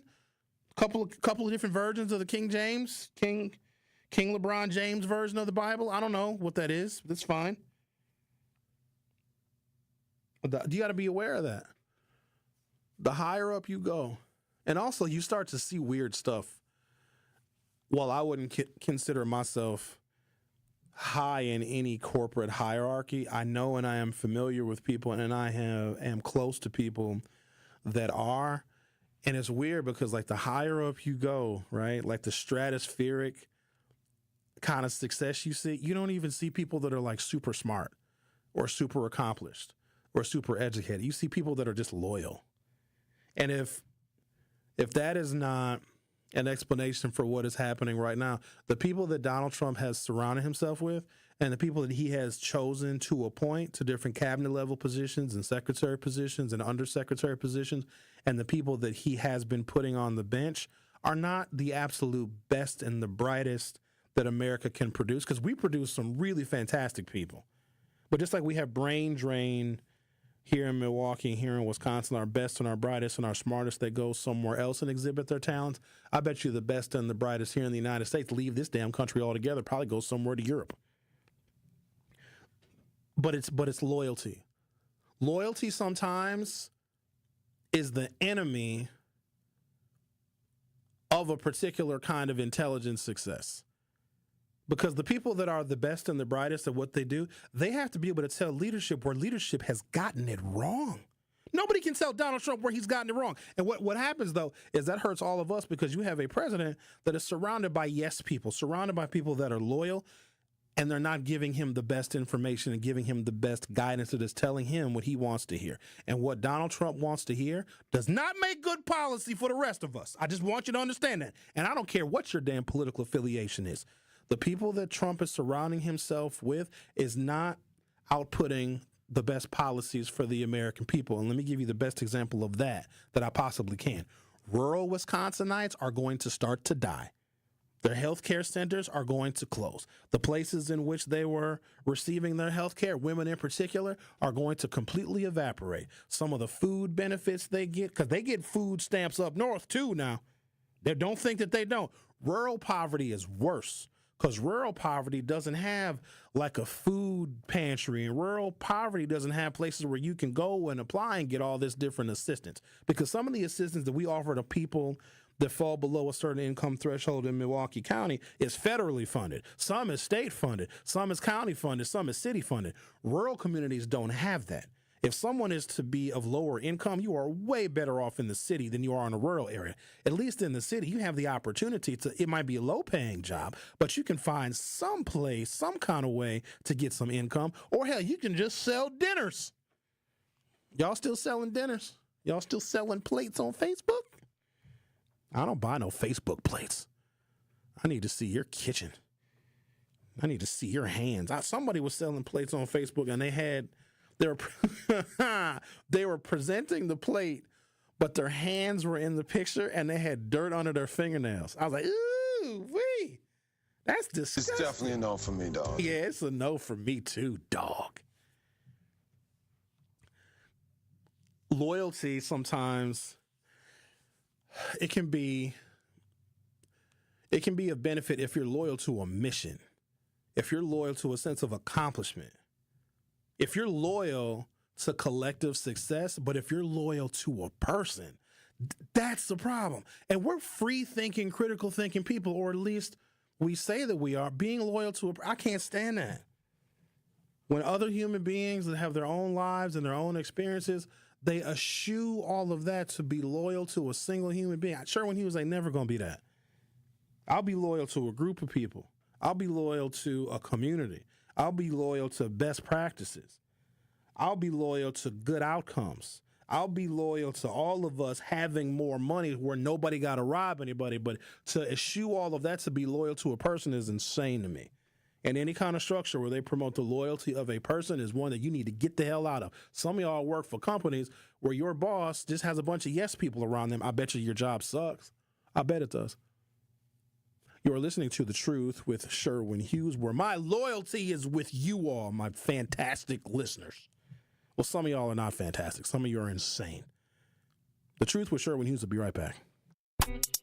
The Truth with Sherwin Hughes returns after this on 1017 The Truth app, and 1017thetruth.com. Truth Nation, unfortunately, violence is on the rise in Milwaukee, and this is a problem which impacts us all. Please join me and the Truth team on Saturday, July 12th from 9 a.m. to noon for our third annual Walk Against Violence, supported by 1MKE. Enough is enough. Now it's time to bring an end to senseless violence in our community. To join our Walk Against Violence on Saturday, July 12th, visit truthwalkagainstviolence.com to sign up today. Hey, Truth Nation, it's your girl DT from The Truth Unfiltered with DT and Dr. Ken Harris. Now listen, at a critical time, through the Empowerment Small Business Loan Program, Old National Bank provided the resources I needed to sustain my business. Now the process had its challenges, but I was supported, and it was also an invaluable learning experience for future ventures. I am so grateful for the support that helped my business thrive. Old National Bank, member FDIC, equal housing lender, all loans subject to approval. Hi, Drew and Jonathan Scott here. American Family Insurance can help protect your dream home for whatever comes next. You can live in your own oasis or your own clubhouse. Whatever you choose, get the right coverage. Save up to 23% by bundling home and auto. Life's better when you're under American Family's roof. Insure carefully, dream fearlessly. Get a quote and find an agent at amfam.com. Visit amfam.com to learn how discounts may apply to you. Products not available in every state. American Family Mutual Insurance Company, SI and its operating companies. 6000 American Parkway, Madison, Wisconsin. Great impressions will exceed your expectations. Great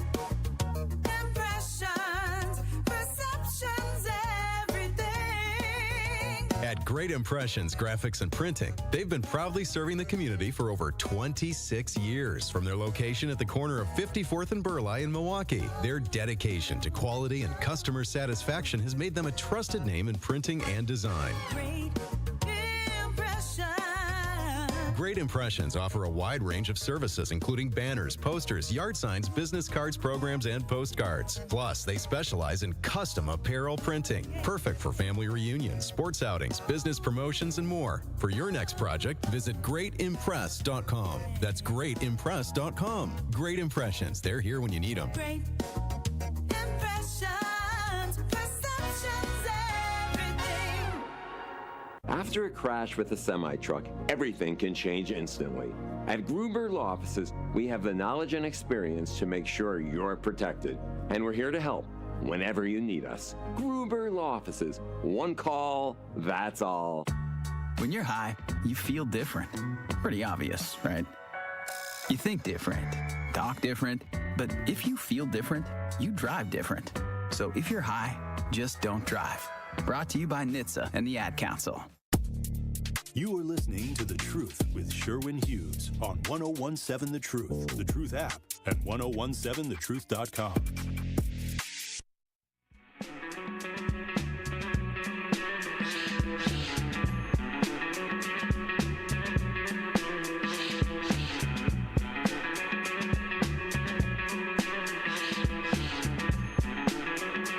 If you were either listening to or watching this program yesterday on YouTube, and a lot of you did, and when I say a lot of you watched the show on YouTube, I was astonished because there's a view counter on our YouTube videos, and I have a range, and it can vary widely how many people may watch my broadcast in a given 24 or 48 hour period, because there's some people that may start the broadcast and they'll come back to it later.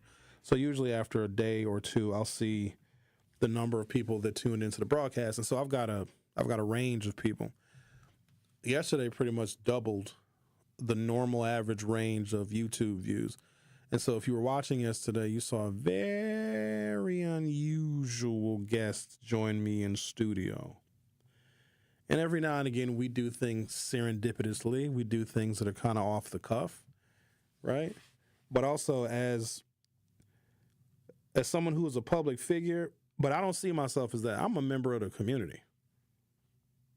I'm your neighbor. I'm the dude that you might see holding court at Taylor's on a sunny summer afternoon enjoying happy hour. You know what I mean? I see myself as that. And I do not call my listeners fans. That's disrespectful. They are my friends. They are my family. They are my neighbors. Okay? That's just me. Y'all can call your listeners whatever you want to. I sometimes forget that the audience is broad and wide, which is good. But sometimes within that audience can be some dangerous people. When I was talking about, you know, this mental health breakdown that we're seeing everywhere in the country, even when we are paying more attention to and funding mental health resources at the highest degree, I think it's because it's needed. So if you were watching the show yesterday, I got an unexpected visitor, which is rare to get an unexpected visitor. Like Miss Shack has come by and that was fine, and Bob has come by a couple of times, but it's all in good fun. And so I was told that somebody was here to see me because I had an interview. And if you've ever worked in radio, there will be a whole bunch of people. Like there's a list of people that may schedule guests on my show. And I got to make sure that I'm putting that stuff in my calendar, or if somebody texts me, hey, Sherwin, we're going to have XYZ stop by your show on Tuesday. If I don't immediately put that in my calendar, I absolutely positively will forget, because I might have a guest on my program at the end of August, but somebody is sending me the email today, right? So if I miss that email and then that day comes where that person is scheduled on my show, and if I didn't put it on my calendar, I'm none the wiser. And so I was told that there was somebody here that had an interview with me. Ricky actually told me, he's like, Sherwin, somebody here for an interview. I was like, oh, snap. And I didn't know if it was someone that legitimately was scheduled by one of my colleagues, and I just didn't put it in my calendar, because that happens. And so when this person walked in, you saw it was a woman named Katie Katie Tino is her name. I don't know if that's her real name, but that's the name that she uses on social media. And she was wearing this insane Cruella DeVille black and white wig. She also is someone who I remembered from previous events because she has gone to our other station-sponsored events. She was at our election night watch party, which we had at Mr. B's back in November. And I did remark to her when she was here, because I didn't recognize her immediately with that wig on. Had I recognized that woman, I would have had her escorted out as quickly as she was escorted in. She sexually propositioned me, which I know some of y'all have a perception to think that men are just these hungry sex hounds. When it comes to stuff like that, men are just like women. If it is somebody that we don't want, someone that we have no interest in, or someone that we don't see in that manner, a sexual proposition can be a threat. I don't know any damn body who wants sex that much from anybody. Those people exist, but I'm certainly not one of them. And so she thought it was funny at a different event that we were at sometime. This was last year where she sexually propositioned me, and I just blew it off. What? And so she shows up here yesterday, and I mean, we had fun with it, whatever. But then I noticed she didn't leave. She stuck around in the producer studio. Let's keep in mind, this woman never should have been in here in the first place. She came here to pick up some Summerfest tickets, and that was all she should have been here for. She should have left. But then if you listen to the show yesterday, she talked about all the different places that she either snuck in or broke into. She talked about sneaking into Children's Hospital, and she talked about, and I wasn't really paying attention to this, but she said she used a coat hanger to break into some kind of place. And this woman admitted this live on the air. And of course, as this is happening right in front of me, as this woman is talking about this stuff, I'm shocked by it. But again, I didn't think anything of it. So whatever, she eventually leaves. I'm at home last night, chilling, relaxing. My doorbell rings. I'm not expecting nobody. I check my camera, and it's someone that I, again, don't recognize immediately through the fisheye lens of my camera, and they're wearing a hat. And I open the door, and it was the woman that was in the studio yesterday, Katie Tino.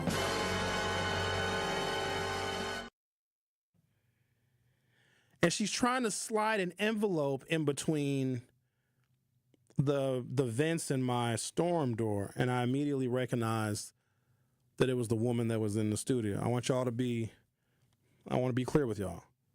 I did not invite this woman to my house. I did not tell this woman where I lived.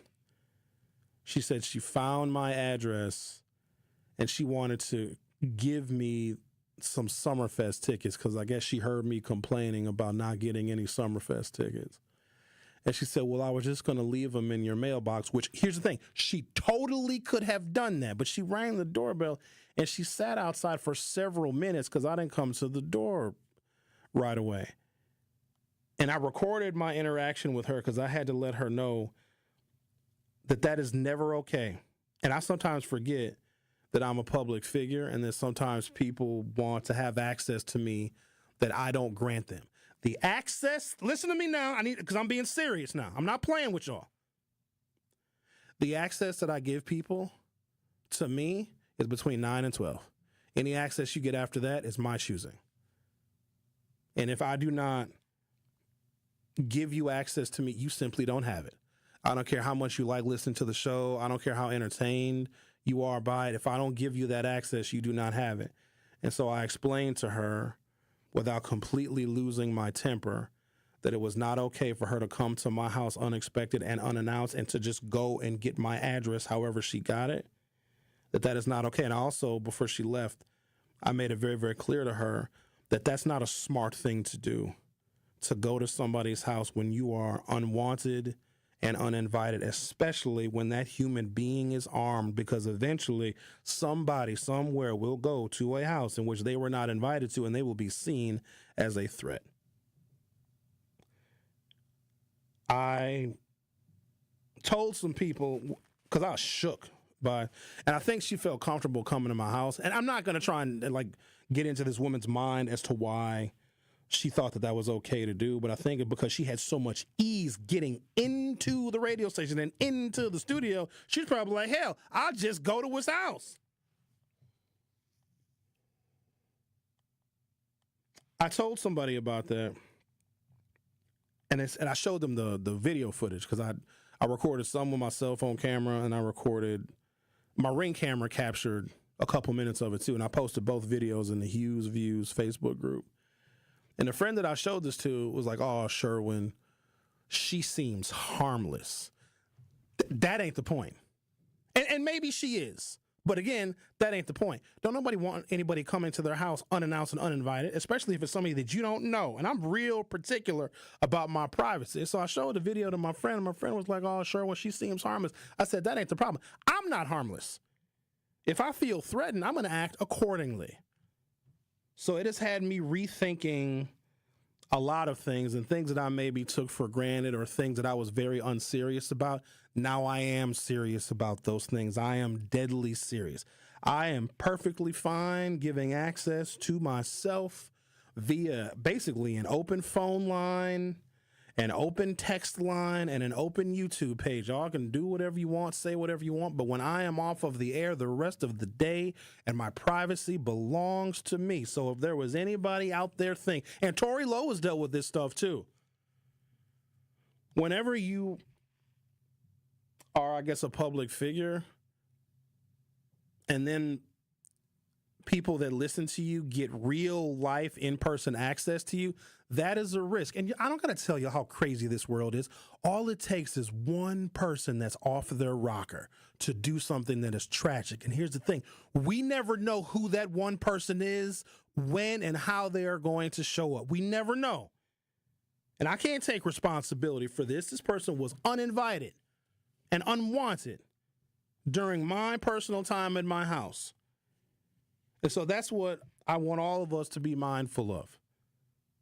Because somebody looks and appears harmless, they always look and appear harmless. Ladies, think about this, because ladies can absolutely relate to this. The dude that you met that was sweet and that was nice and that was kind, some of y'all ladies had to flee him to save your own lives. But guess what?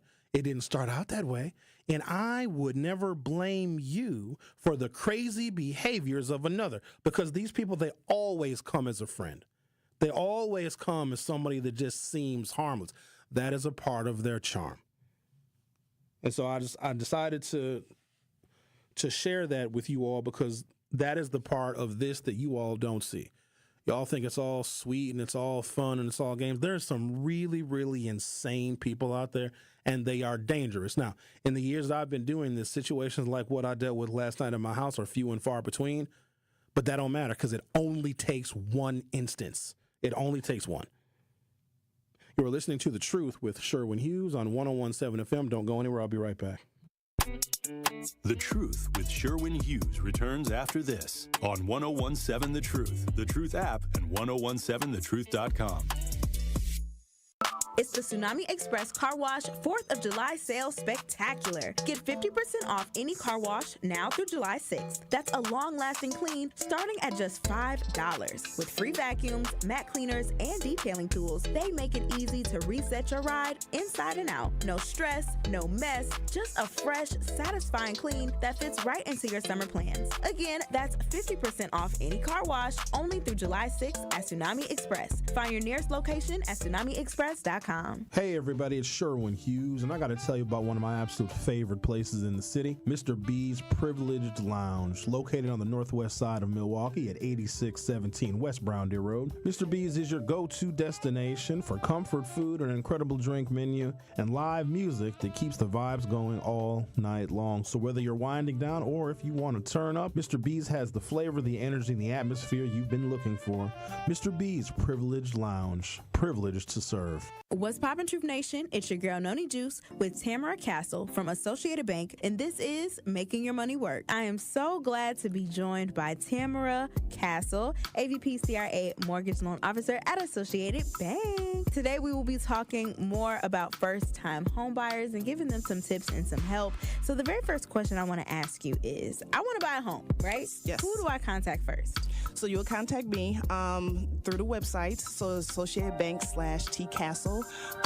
And of course, you could always give me a call, 262-888-3135. Text, leave a voicemail. We'll get you guys going. All right, so that's step one. Yes. Now, this might not be step two, but it's definitely a good question that I have. Does Associated Bank have any assistance for first-time home buyers? Yes, we do. So Associated Bank has different angles on assisting first-time buyers. The first one is we have a gift. So it's not a grant. So it's literally coming from our president to give first-time home buyers assistance with the down payment and closing costs. That's $3,000. So we can use that for, obviously, the down payment and closing costs. You can use it to buy down the rate. And pretty much every customer I have uses those funds for their first time. Because, again, sometimes it's hard to save. It's something that people use as a barrier. So we came up with, how can we assist customers?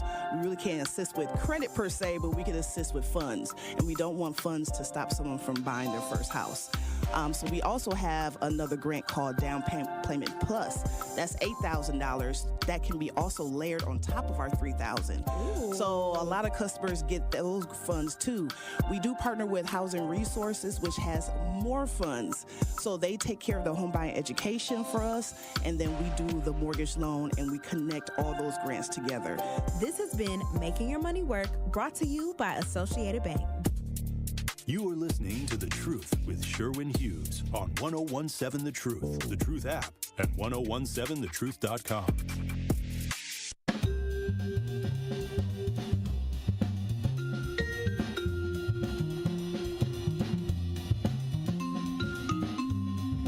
Our phone number, because, I'm accepting calls here.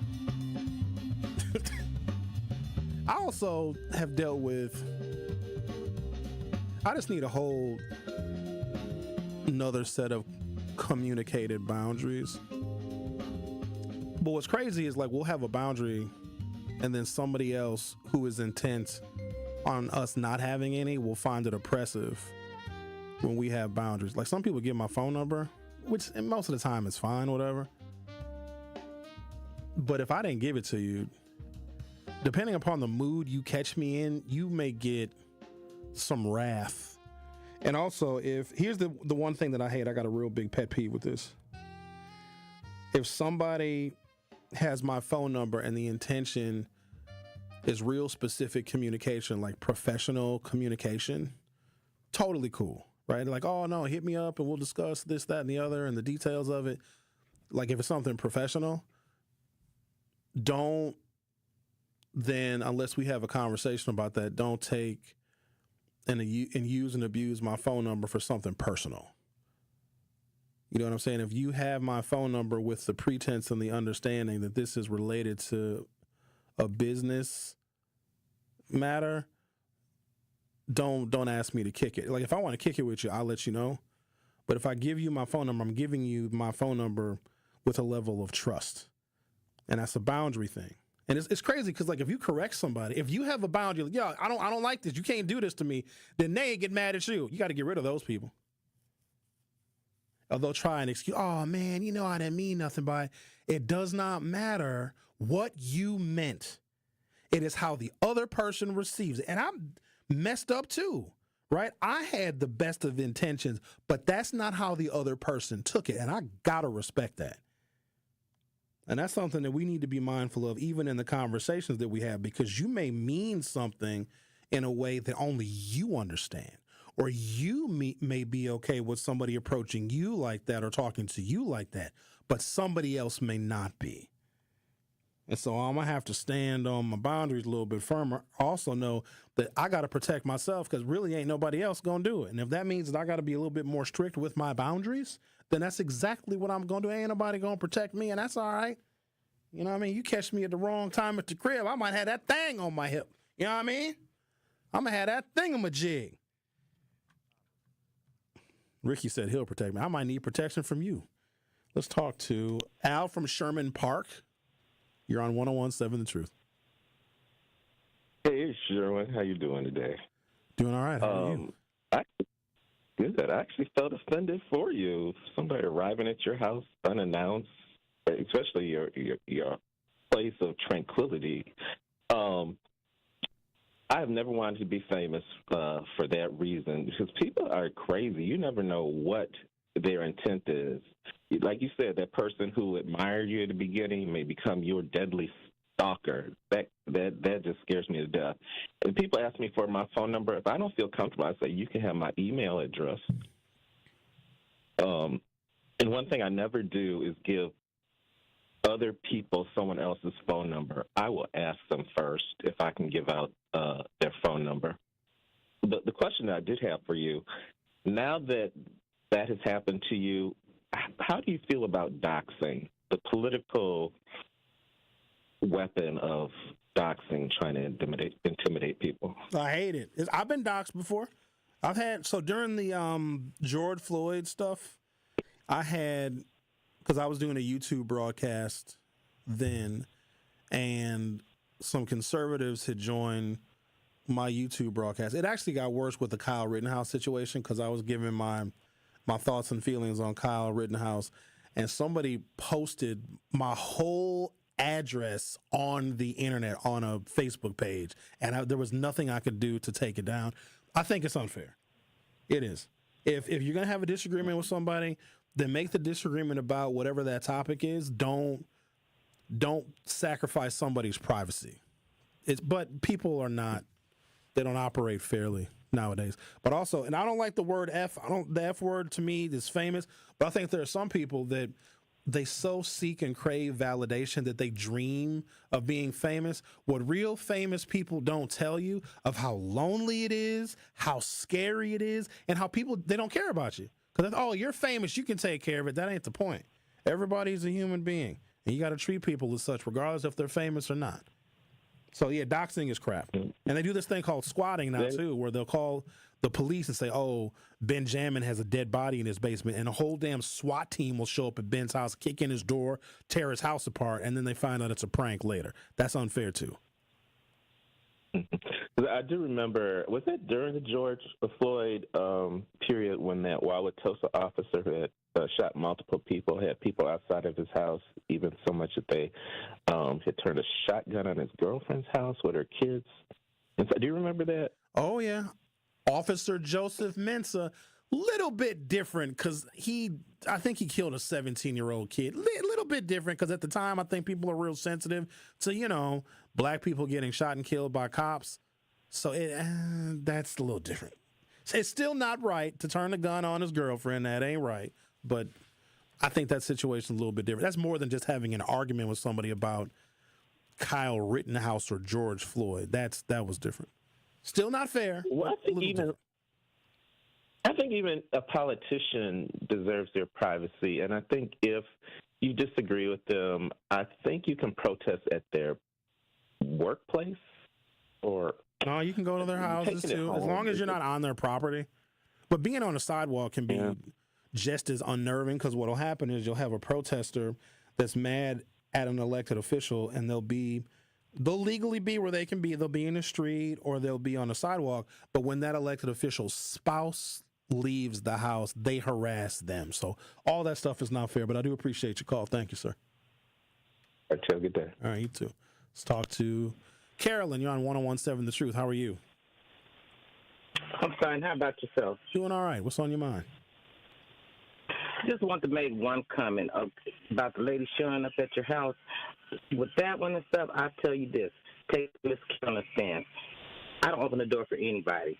So if you come uninvited, guess what? You just going to see the door because it's not going to be open. I'm a firm believer in call before you come. Other than that, I'm not going to open the door. And the last thing I want to say, when you were talking about the scripture about no weapon formed against me shall prosper, that's Isaiah 54:17, and what that whole verse talks about, and I've seen it lived out in my life. People have tried to come up against me and do stuff to me that never came to fruition. And you know why? Because I was a good person. I believed in God. I honored my mother and my father so that my days would be longer, and that's how I lived my life. So that verse, if you believe in God, and you do what's right, and people try to come up against you, it'll feel like, oh, they getting the best of you. But I promise you, some of the people that I've seen that try to come up against me and stuff, they either got fired from the job or they're dead. Have a good day. Oh, all right. Thank you for that, I guess. Unless you're those African Americans at a Bible study in that church in South Carolina, and Dylan Roof killed them literally while he was studying the Bible with them for 45 minutes. And so to answer Carolyn's question of, she doesn't answer the door and why I did answer the door, I had to address that woman and let her hear from me in no uncertain terms that what she did was okay, because had I not answered the door, she would have come back. And she may have come back at a time that was even more inconvenient, where I may have been more on edge, and then her safety is not going to be guaranteed. She said on this radio program, and we have it on the YouTube, that she has broken into places before. She said it publicly. And I'm glad that she did, because that might be Exhibit A one day. I think somebody had commented in the YouTube chat that they hope that she gets help. Here's one thing I know just about the cycle of life. Eventually, everybody gets the help they need. Eventually, everybody gets the help they need. Here's the thing, whether they want it or not, the help that they need, they're gonna receive it. Al, you're on 101.7 The Truth. How are you? I'm doing good. Well, first of all, we respect people's private lives and their houses. Are they still making angel dust in 2025? Yes, because I think Katie probably uses it. Yeah. Okay. Now, you mentioned earlier about, black people had stuff against Obama. One thing I wanted to share with you and the listeners, some black people love that Igga sugar honey iced tea because, they praise that Thunderbird ignorance. So, they're always going to have something with another black man, but, it's like an aphrodisiac when it's an ignorant white man. It's like, when they have them porch monkeys with that half pint of Cornmeal, and they say always invite them to the barbecue. The other thing I was going to tell you, too, I know everybody, every time when Trump talks, he always run off in the left field. If they're talking about Harvard, he goes to talking about Harlem. If they're talking about Florida, he started talking about Texas. I think his dementia might be going at 35 miles an hour, but I don't think mentally he's going to be able to function within a year and a half, because number one, if he's eating processed food and sugar, that is one of the green lights and one of the biggest ejaculations to go haywire when it goes to dementia. It's almost like having a disease and it's like having a disease and you never treated it, and all of a sudden it just goes everywhere. Spots all over your body, leakage everywhere, and your skin peeling like you got stung by a bunch of bees and wasps. I think his dementia is going to take him over. And the one thing that they fail to realize, if he has dementia, and I think he's due, he's going to be nothing but a vegetable. He's going to be nothing but a vegetable. And if you look at him, as much as I would like to count on that, we can't. I think Donald Trump is going to be, it would be nice to think that he's just going to fade out and he's got dementia, because we can't trust that the Democrats are going to beat him. So we have to hope that Donald Trump beats himself. But I got to leave it right there because I got to take a break. Got a mystery guest coming in about, 15 minutes. I'm not going to tell you who it is because it's a mystery. But this is a mystery that's okay to have. It's a mystery to you all. I know who this person is, and they are a safe person. Well, I might need to set some boundaries with them too, but I don't know if this person knows how to respect my boundaries. But I got a mystery guest coming in about 20 minutes, give or take. The Truth with Sherwin Hughes with new and improved boundaries for 2025. We'll be right back. The Truth with Sherwin Hughes returns after this on 101.7 The Truth app, and 1017thetruth.com. Truth Nation, Gruber Law Offices and The Truth have raised the stakes for this year. The One Call That's All Gruber Cash giveaway is now a $5K giveaway. Yes, you heard it right. $5,000 giveaway. Every weekday on 1017 The Truth, you will have the chance to be entered to win the $5K giveaway. Listen to The Truth for the One Call That's All cue to call for your chance to win $5,000. Gruber Law Offices, One Call That's All. Visit 1017thetruth.com for official contest rules. Are you or anyone you know looking for a new job opportunity? Attend the City of Milwaukee Job Fair on Thursday, July 10th from noon to 3 p.m. at 2 locations. Visit us at Northcott Neighborhood House, located at 2460 North 6th Street, and at Garden Homes Park, located at 2600 West Atkinson Avenue. Vendors from multiple employment sectors will be present to meet with you and share opportunities for hiring, training, upskilling, and more. We will also feature a live DJ, food and refreshments while supplies last, and the chance to make your next career move. Your success matters, and we are here for it. Brought to you by council members Andrea Pratt and Malele A. Coggs. Sponsored by City of Milwaukee, Milwaukee Common Council, City of Milwaukee Department of Administration, Office of Community Wellness and Safety, Northcott Neighborhood House, Fathers Making Progress, Northwest Side Community Development Corporation, State of Wisconsin DWD, Ross Innovative Employment Solutions, Goodwill Industries of Southeast Wisconsin, UMOS, DCMKE, 30th Street Corridor, Boys and Girls Clubs of Greater Milwaukee, Milwaukee County Parks, Maximus, and Amplifier.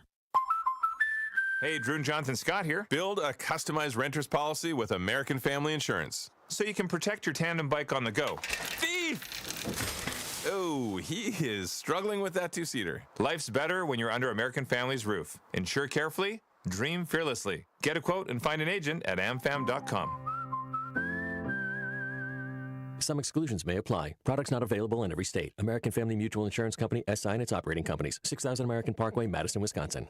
Hey everybody, it's Melanie Ricks. You all know I love supporting a local team. That's why I'm excited to tell you about UW Credit Union. They've been serving Wisconsin for over 90 years. And when I was in school, they helped me learn how to plan for my future and make my money grow. Even now, they're still always there for me when I have questions. And they'll be there for you too.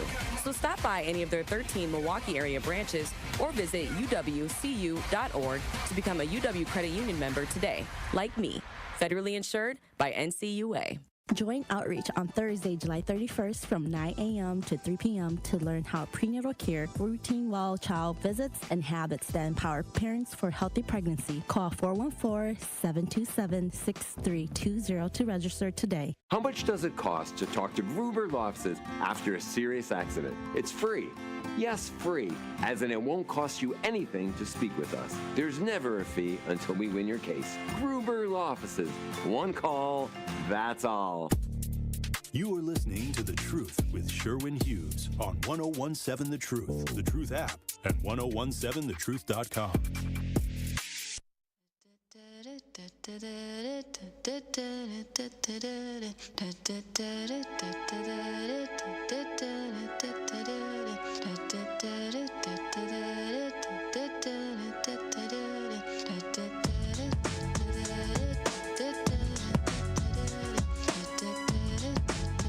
We also need to be mindful that we are living in an era where political violence is a reality.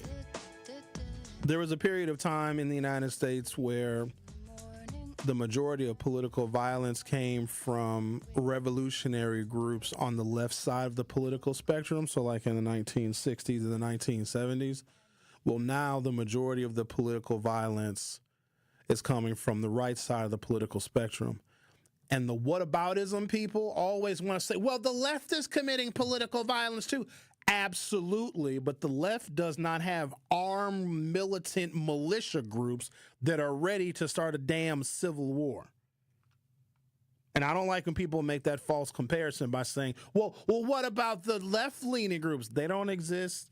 They're not as militant like they once were a generation or two ago. Right now, it is your Boogaloo Boys, it is your Proud Boys, it is the Aryan Nations, it is the KKK, and a lot of people that were at the U.S. Capitol on January 6, 2021, a bunch of them pardoned by Donald Trump. And if I'm not mistaken, I saw the little headline flash across my news feed, but I didn't grab the story when I should have.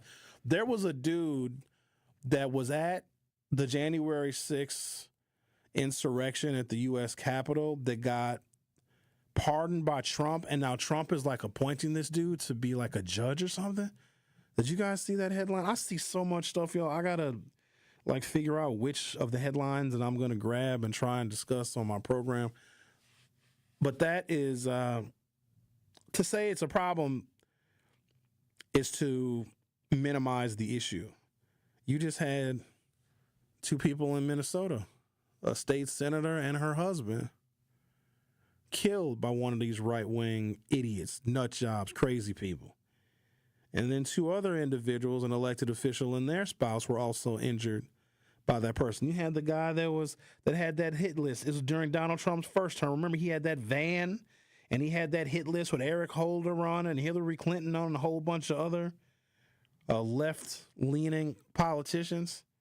So I sometimes forget that what I do is very political in nature, probably even more infuriating because elected officials, yeah, they have a voting record and they may vote for policies and vote for budget amendments, and they can get people mad with that.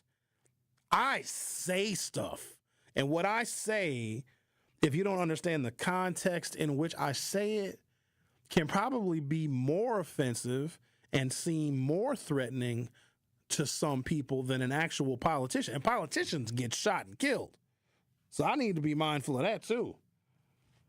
I mean, I'm not going to stop doing what I'm doing. I'm just going to exercise a higher level of caution. I'm also going to be a little bit more mindful of who has access to me, who has my phone number. Because I don't like if I give you my telephone number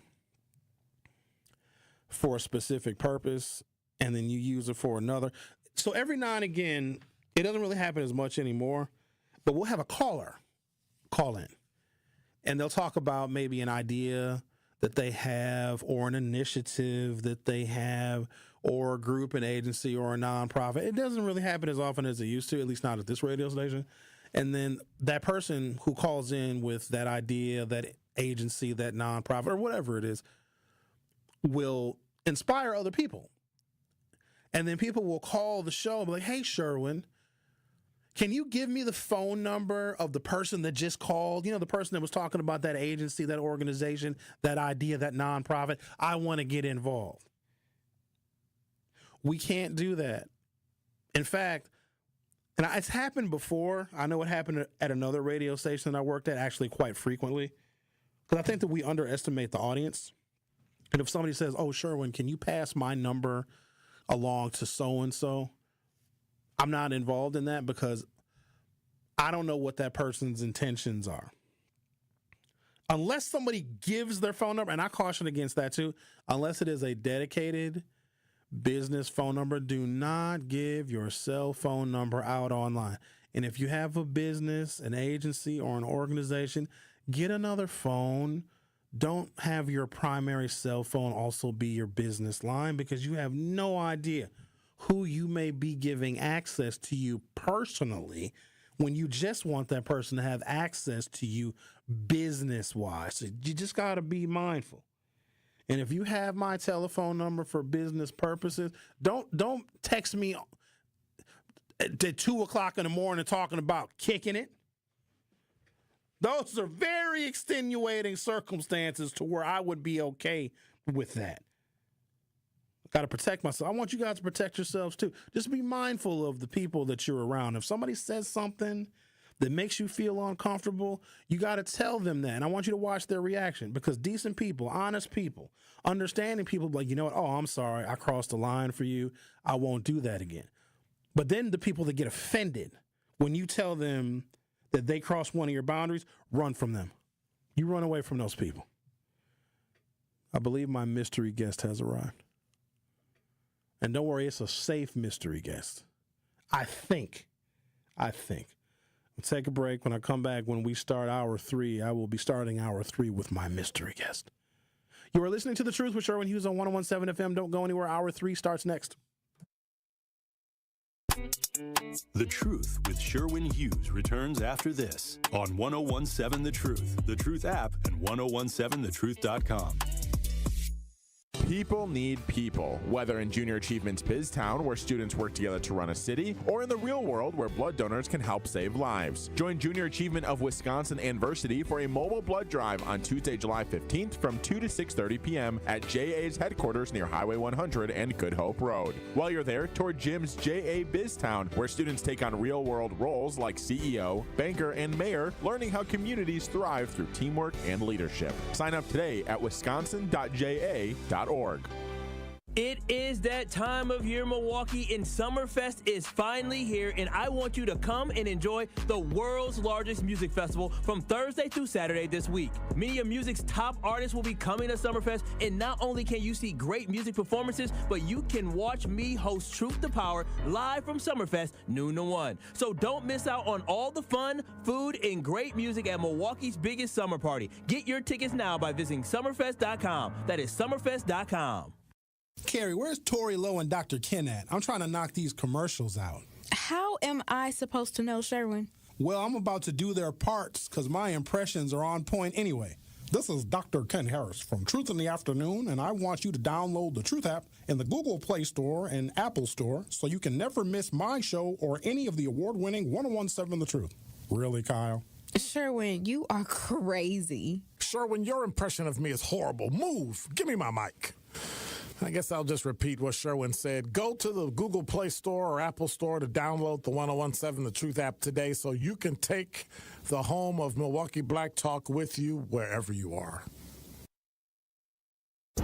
Can't listen live? Download the new 1017 The Truth app on your smartphone today to catch up on all your favorite shows. Search 1017 The Truth on your Google Play Store or Apple App Store so you don't miss out on any of the action.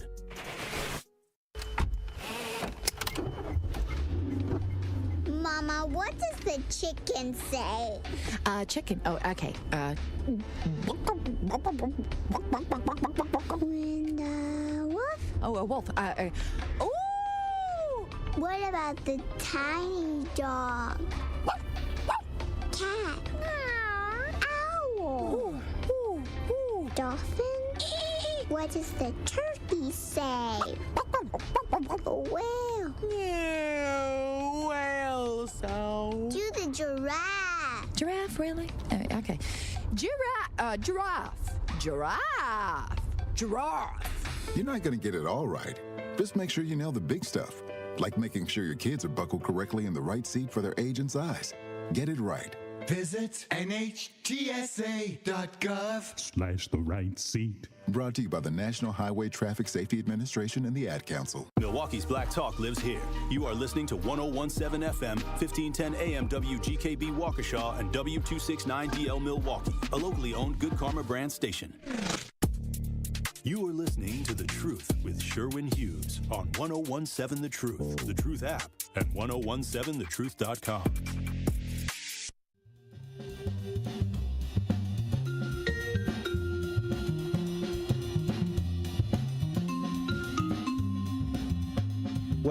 Well.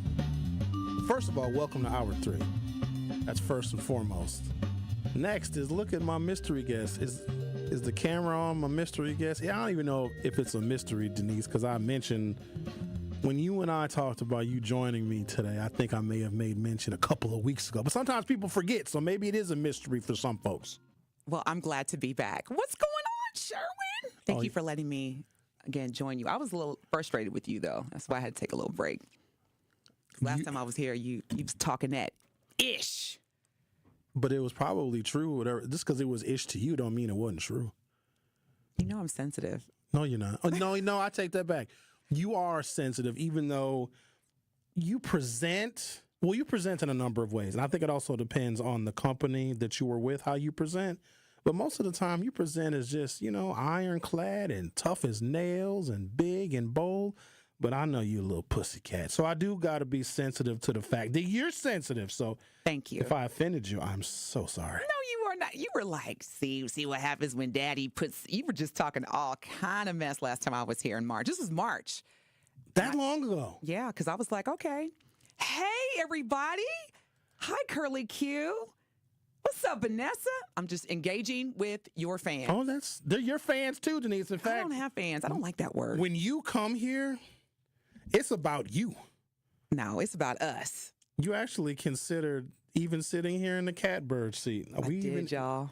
We entertain that, but you'd have to also control the music, because I know I control my own music over here, and if you were sitting here, you got to be able to work the music, and I don't know if you ready for that yet. Oh, no. Exactly. No. I would have a negative impact on your brand, on your show. What's been going on, Sherwin? What's up, Truth Nation? I see y'all. Hey, Alfonso. Al. I'm talking about Alfonso. I had a lady come to my house yesterday, which is typically a good thing, but yesterday it wasn't a good thing because it was unannounced and it was unwanted, unwarranted, and it was uninvited. So I had to explain to people that we that do this, we give access to ourselves during our respective shows. People can call, they can text, they can chat on the YouTube, but when we leave here, our privacy comes back to us, and we have to be very protective of that, because there's some people, they hear us every day and they listen to us every day, and we're like family to them, and they think that they can interject themselves in our lives whenever they want to, instead of looking at and considering it from our perspective. And so there's a bunch of security lapses yesterday, and it ended with somebody making their way to my house. And when I asked her how she got my address, she was like, oh, that was easy. That was the easy part. I was like, damn. How did she get your address? It's not hard. I'm not going to tell you now on the air how she got my address, but it's not hard to get anybody's address. You know, it's interesting because a friend of mine and I were having a conversation about how social media has given people this false understanding that to your point, they have access to you. Do you remember growing up when celebrities, there was a mystery about celebrities? We didn't know, like, do they eat? Do they go out? Do they shop? Do they go on vacation? Because we didn't have access. So now, because of social media, which I attribute officially as the root cause of all evil. It used to be money. Now to me, it's social media, where people have developed this false just understanding that they have not only access to you, but can just speak to you like, we cool. I remember when I used to do the morning show, and I've grown since then. But it used to kill me how people be like, I don't like, like, I love when people say I love Denise, because obviously I'm a very extroverted person, and I used to be a person that had a codependency on being liked. And I think for a lot of people, even though we won't say it out loud, we seek validation from others. And in this business, you cannot. Whether you're on talk radio, whether you're, a media personality, because people will say to you, I don't like you, or I don't like her. I'm like, I don't even know you. What did I do? Because my 3 rules are this. Unless you have robbed from me, caused physical harm to me or my family, or stolen from me, I said that, or, said something to defame my character, we could work it out. But other than that, if I haven't done that to you, you can't say, I don't like her.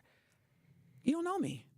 They base their entire understanding of who we are as people on the time that we choose to give them, right? So if the only thing you know about me is some of the topics that you hear me talk about or some of the opinions that I express, I could see how some people may not like the topics and the opinions, but then they attribute that to me, right? Because that's the only access they have to me is my words, my topics, and my opinions.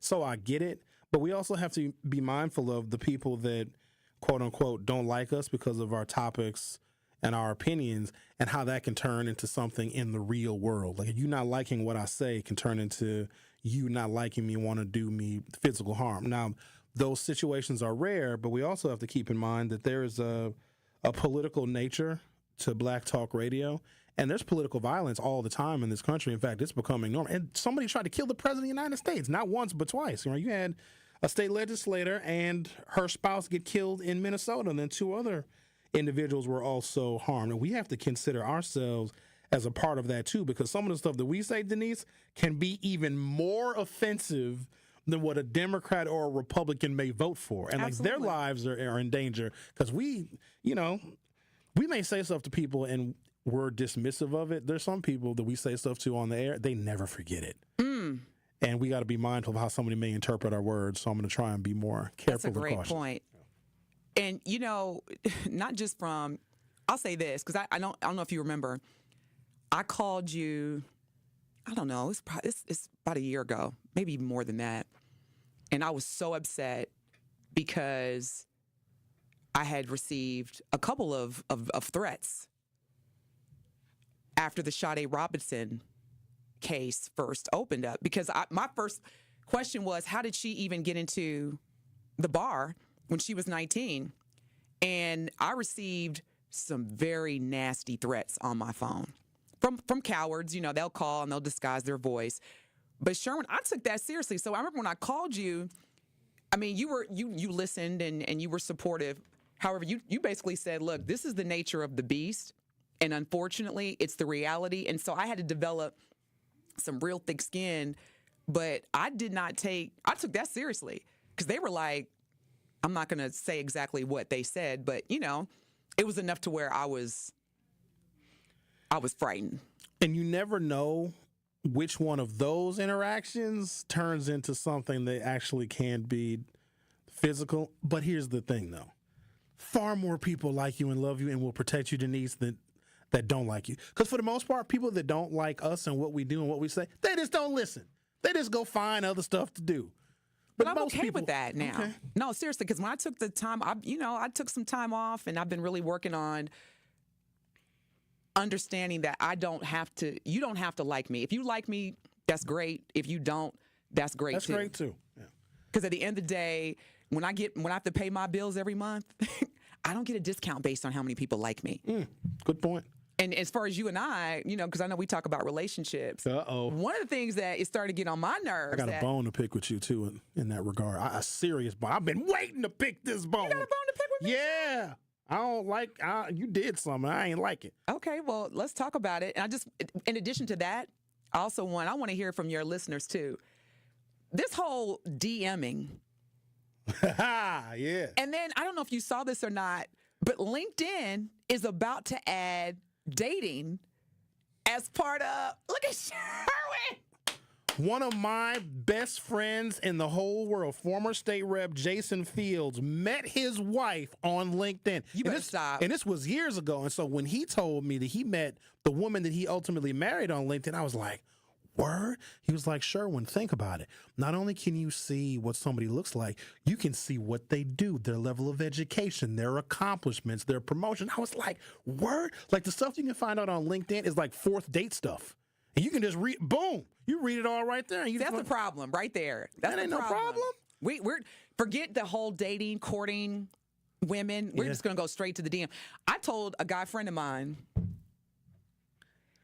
if and when men send me messages on direct, whatever you call it, look at your face, I don't even respond. First of all, I don't like what man is DMing you, Denise. I don't like the fact that somebody DM'd you. What the name is? Oh, Daddy, don't be jealous. So I can show up at his house.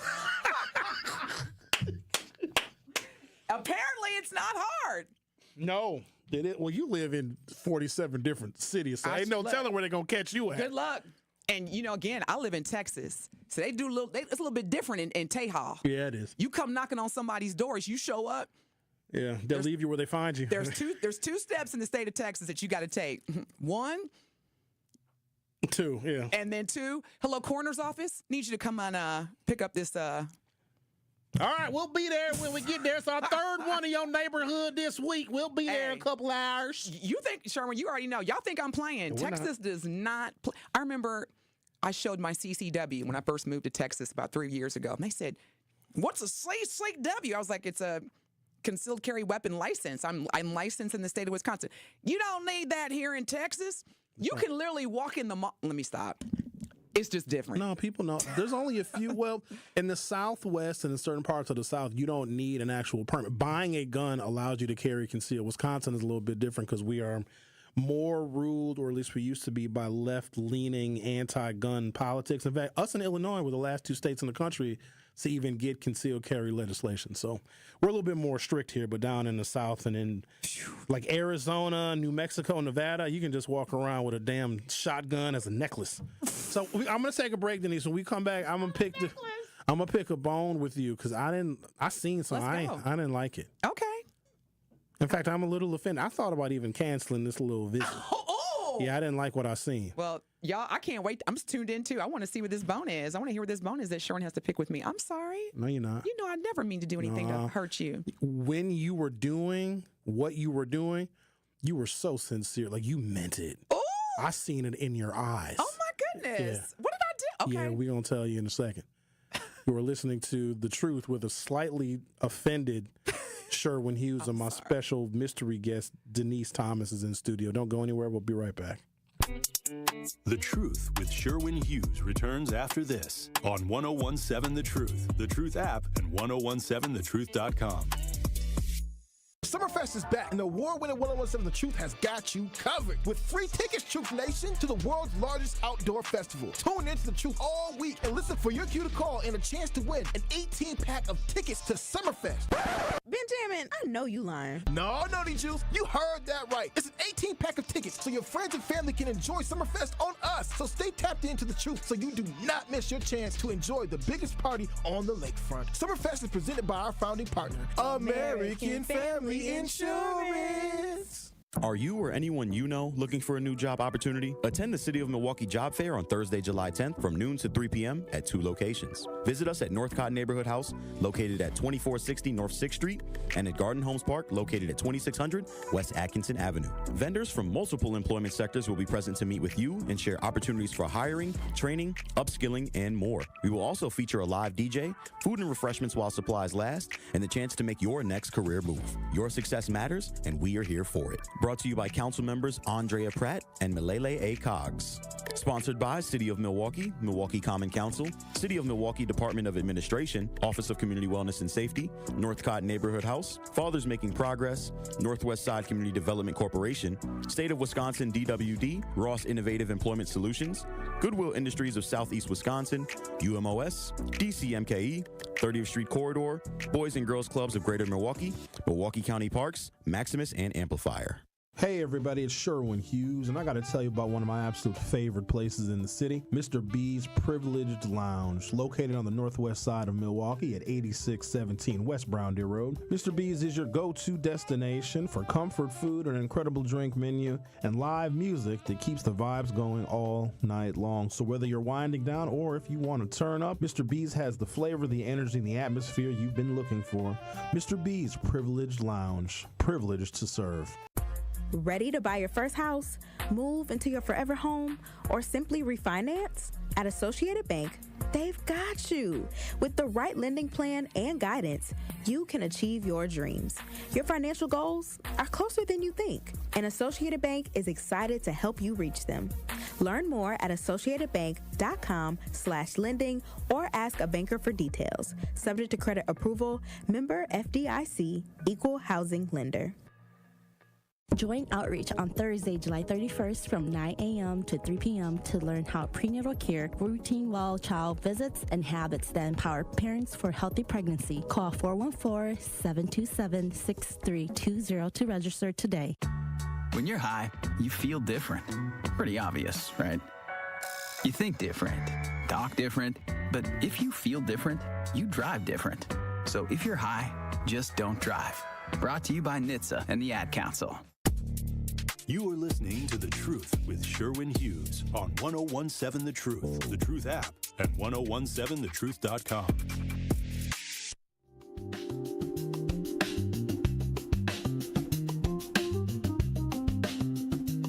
You lucky I'm a forgiving person.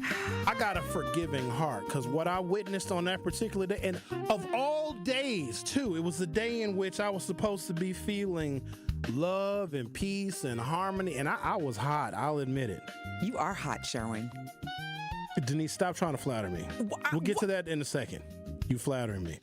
So I can't speak my mind. This is the truth. That's my truth. You trying to disarm me now because you know that I got some heat coming from you because of your behavior. I'm about to call you out on something that I seen you do now, and I wasn't the only one that seen it. A whole bunch of people seen it. Okay, so why couldn't you call me? Because you got my number. Because you were busy at the time. You was busy. You got my bat phone number. You was busy.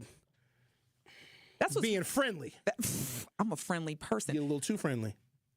So I took some vacation time, much needed, and we talked about my self-care that I took over the Juneteenth holiday. Oh, it was lovely. You look rejuvenated. It was lovely until So I'm watching our little 101.7 The Truth broadcast, and you were there doing a fantastic job as usual until you met Al.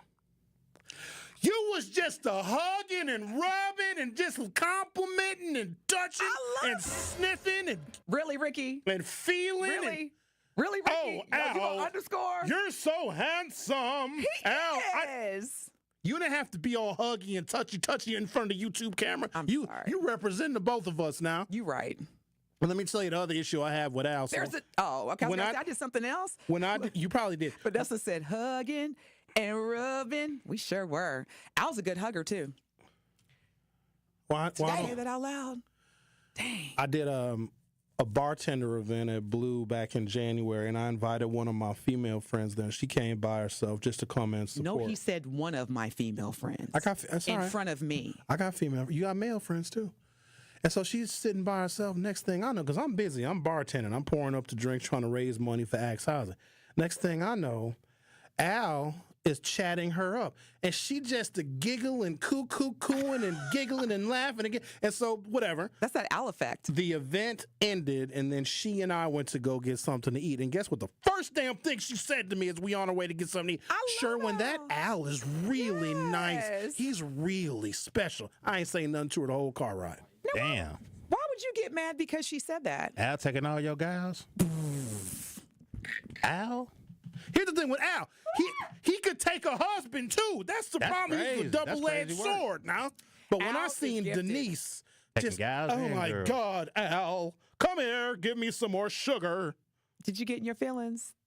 No, it was cool because I was like, okay, I think I'm gonna go out tonight. See, that's the problem. No, it ain't. That's what men don't do anymore. Y'all don't fight for your love.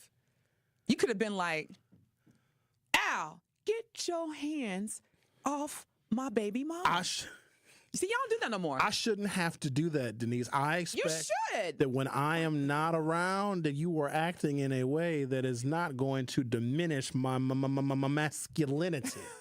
But you over here, oh, my Al, one more time. Turn around for the camera, Al. And you wouldn't stop. You kept going on and on, and I was like, all right, that's cool. Al is he? What is he? He's a very handsome man. He's very charismatic. Whichever floats his boat. I like Al. I know. We saw. Not like that. We saw YouTube saw that you liked him too. You know what? Not like that. Listen. You also hugged Reggie Brown, but I didn't say nothing about that. Reggie Brown wasn't even there. So see, no, on another occasion, you over here, you flirting a lot, Denise. And people, here's the thing. Either I witnessed it myself or a stranger I wasn't even connected to on social media because you were on Tori's show and Reggie was a guest. And apparently you gave Reggie a hug on camera, and somebody that I didn't know messaged me. He's like, Sherwin, put on the Tori Lowe show. Denise hugging on Reggie Brown. I just thought you should know. No, he's keeping it player with me. He's like, Sherwin, I don't want you looking like no fool. Your woman out here rubbing and touching and hugging and sniffing around other men. Snitch. You know, if they're listening right now, I don't like snitches. Listen. I do. I might have been, he said I do.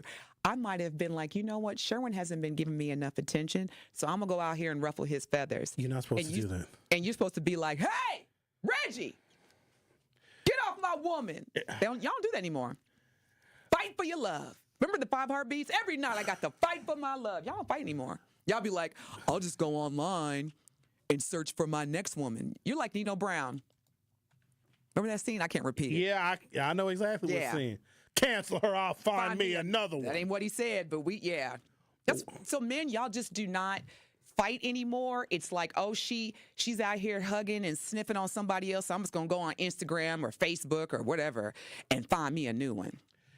Fight for your love. If a man is not giving you enough attention, sometimes we're not aware. We might be consumed with other things, about making money, about taking care of our other business affairs, and it may temporarily slip our mind. And that is when the woman needs to say, hey, baby, I've been feeling a little neglected. I know you've been out there working hard, dealing with the world, the weight of the world on your shoulders, but I'm feeling a little left out. It's all you got to say. I'm coming right back home. I would let you get away with that if you were half the age that you are now.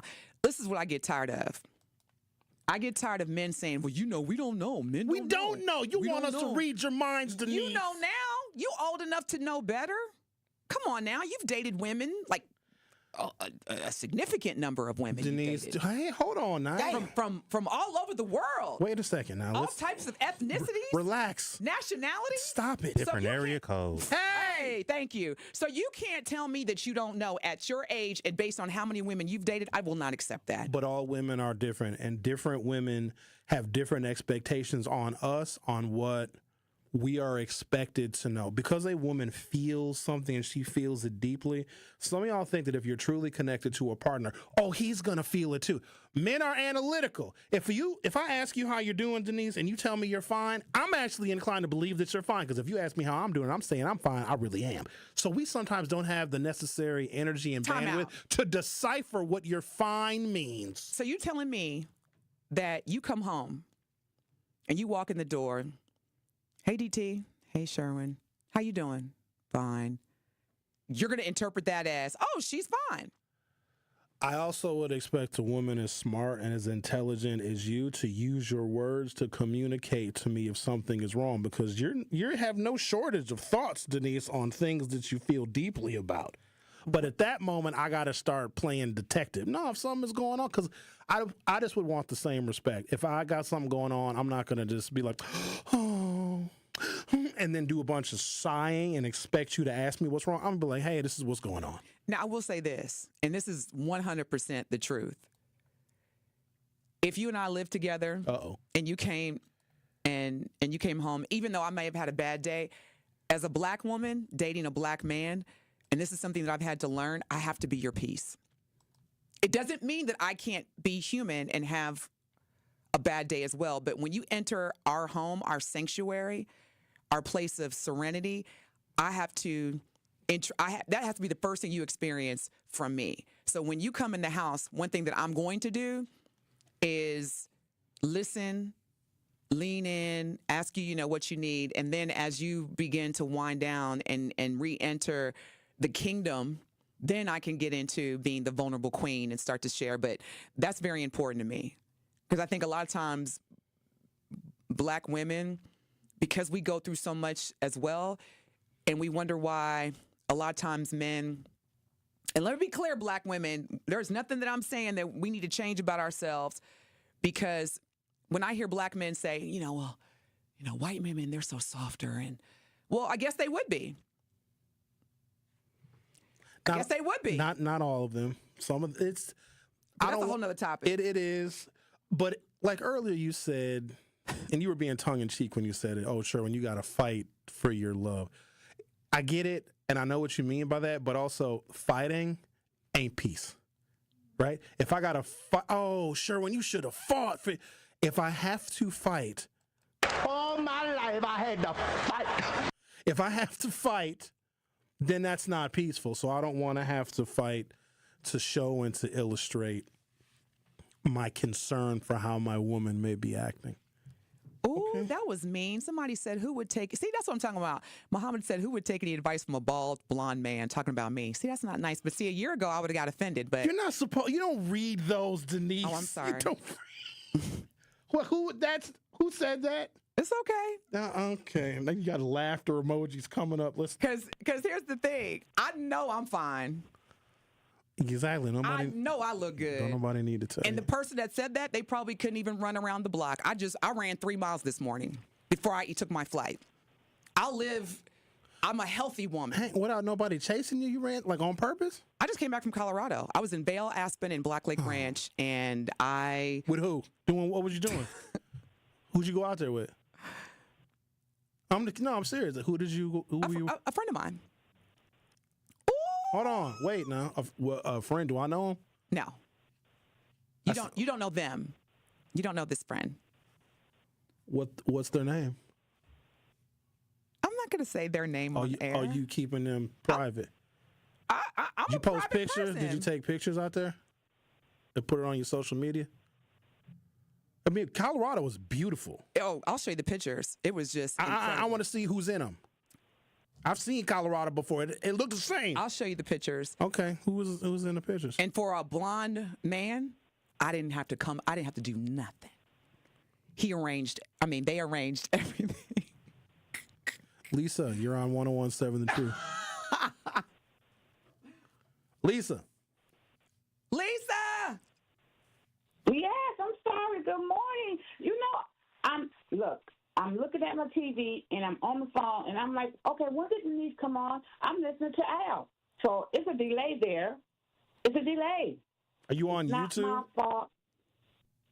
I'm looking at YouTube now. I'm looking at Denise. Denise is looking at Ricky. And you're looking at. So you're Denise, watching and looking to YouTube the but right. listening somewhere else? That's a lot, Lisa. I love it. That's what I'm No, talking I'm about, Lisa. watching.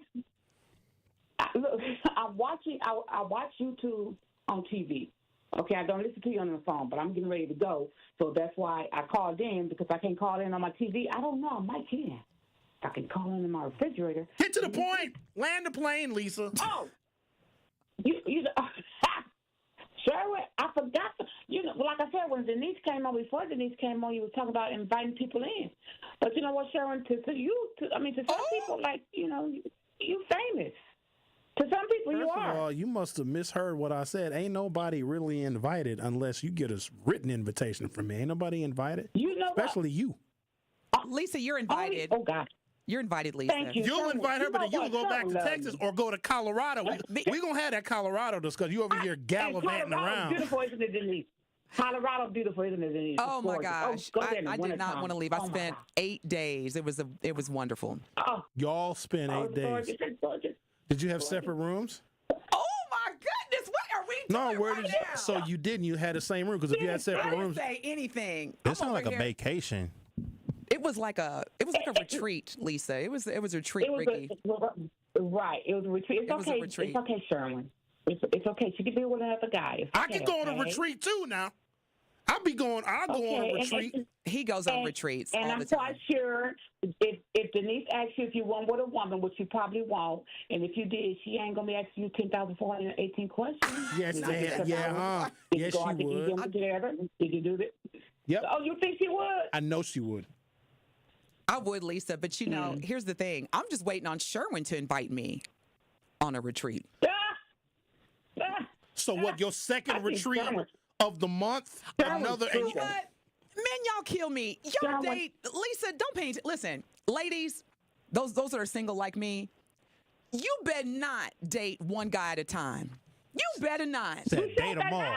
You better not date one guy at a time. You better date them all. Look at all the guys' faces. You better date them all. You better not date one guy at a time. That's the problem. And then trash. Listen. Yeah, I told my nieces. Yeah.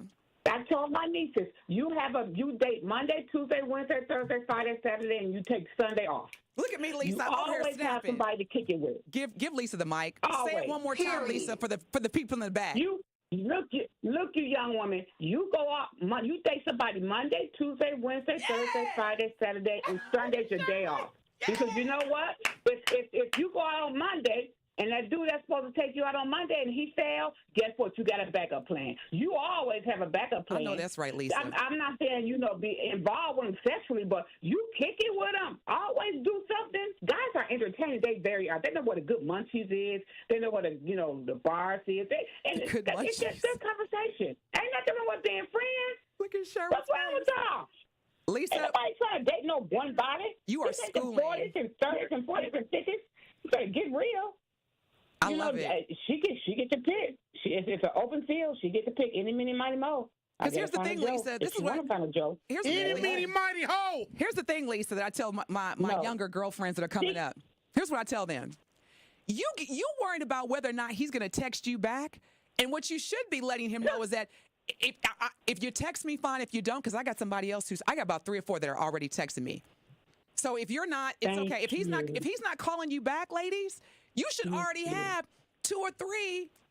Like there have been days, and some of my guy friends, like my platonic brother guy friends, they'll say, Denise, don't do that. There are some times where I go on 2 dates in a single day. Why not? What's wrong with that? What's wrong with that? Let's have brunch, and then let's have dinner. Y'all do it. What's wrong with that? Look at Sherwin. Look at Sherwin. Because you know what? Sherwin's thinking of it always. Because, women don't supposed to be dating men, or, men are the men like that. But you can date women like that. Why we can't date men like that? So I didn't think. Like I told my niece, the type of friend with benefits, and when you finish, leave me $10 on a nice day. Now let me say this, I'll call Lisa. you don't call me. Let me say this, Lisa. until your person, like the man that you connect with, says to you, we are in a committed relationship. I don't want to date anybody else. It's free game. Period.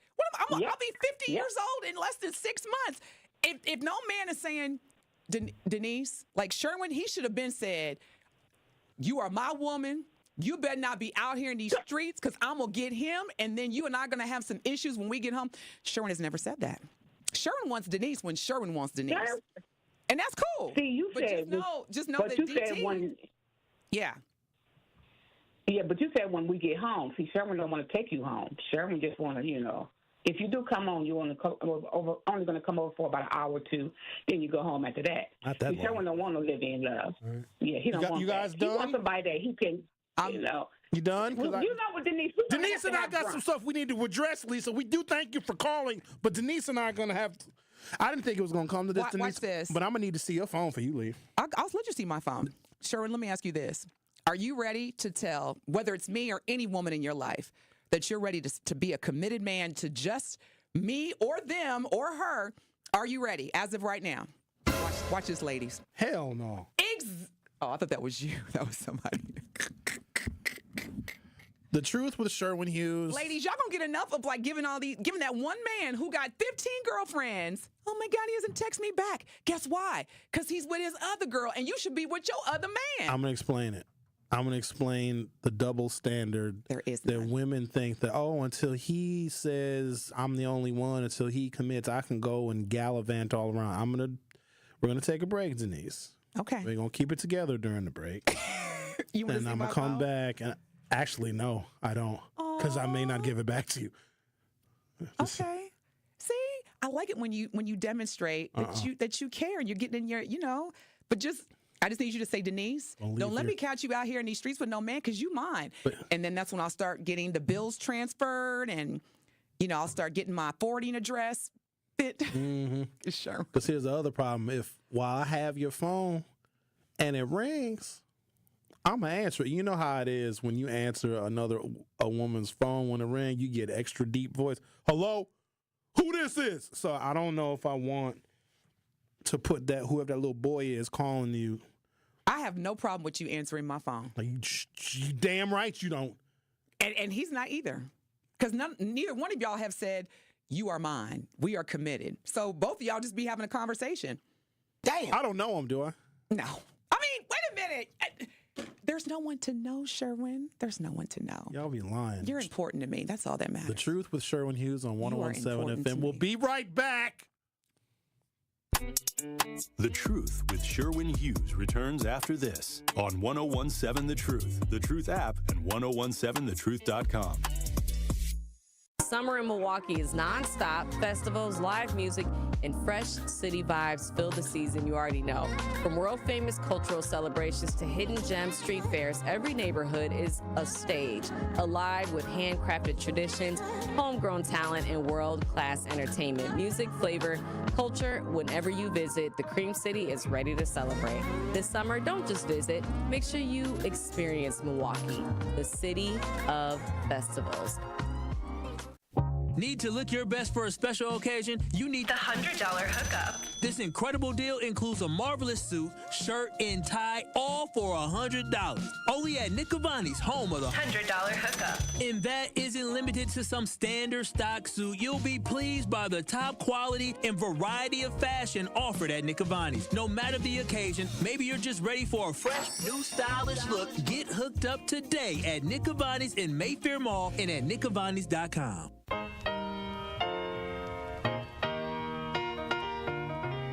It's time for Truth Takes, a thought-provoking commentary on the award-winning 101.7 The Truth.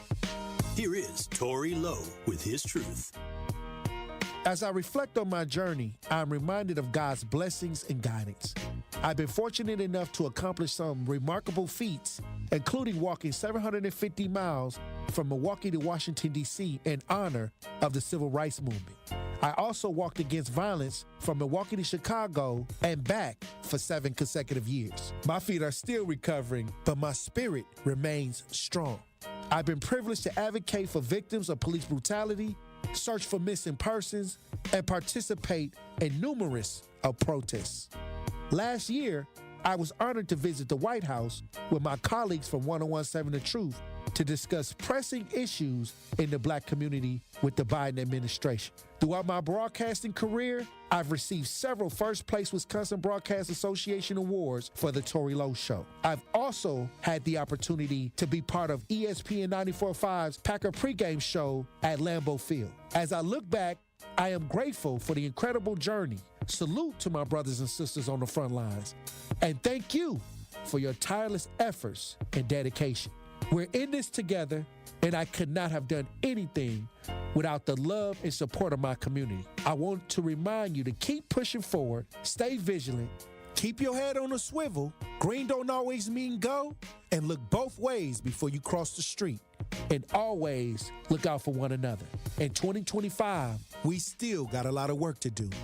God bless you, and I love you. This has been Truth Takes on the award-winning 1017 The Truth. Listen to The Tory Lowe Show weekdays from 1 p.m. to 4 p.m. You are listening to The Truth with Sherwin Hughes on 1017 The Truth, The Truth app, and 1017thetruth.com.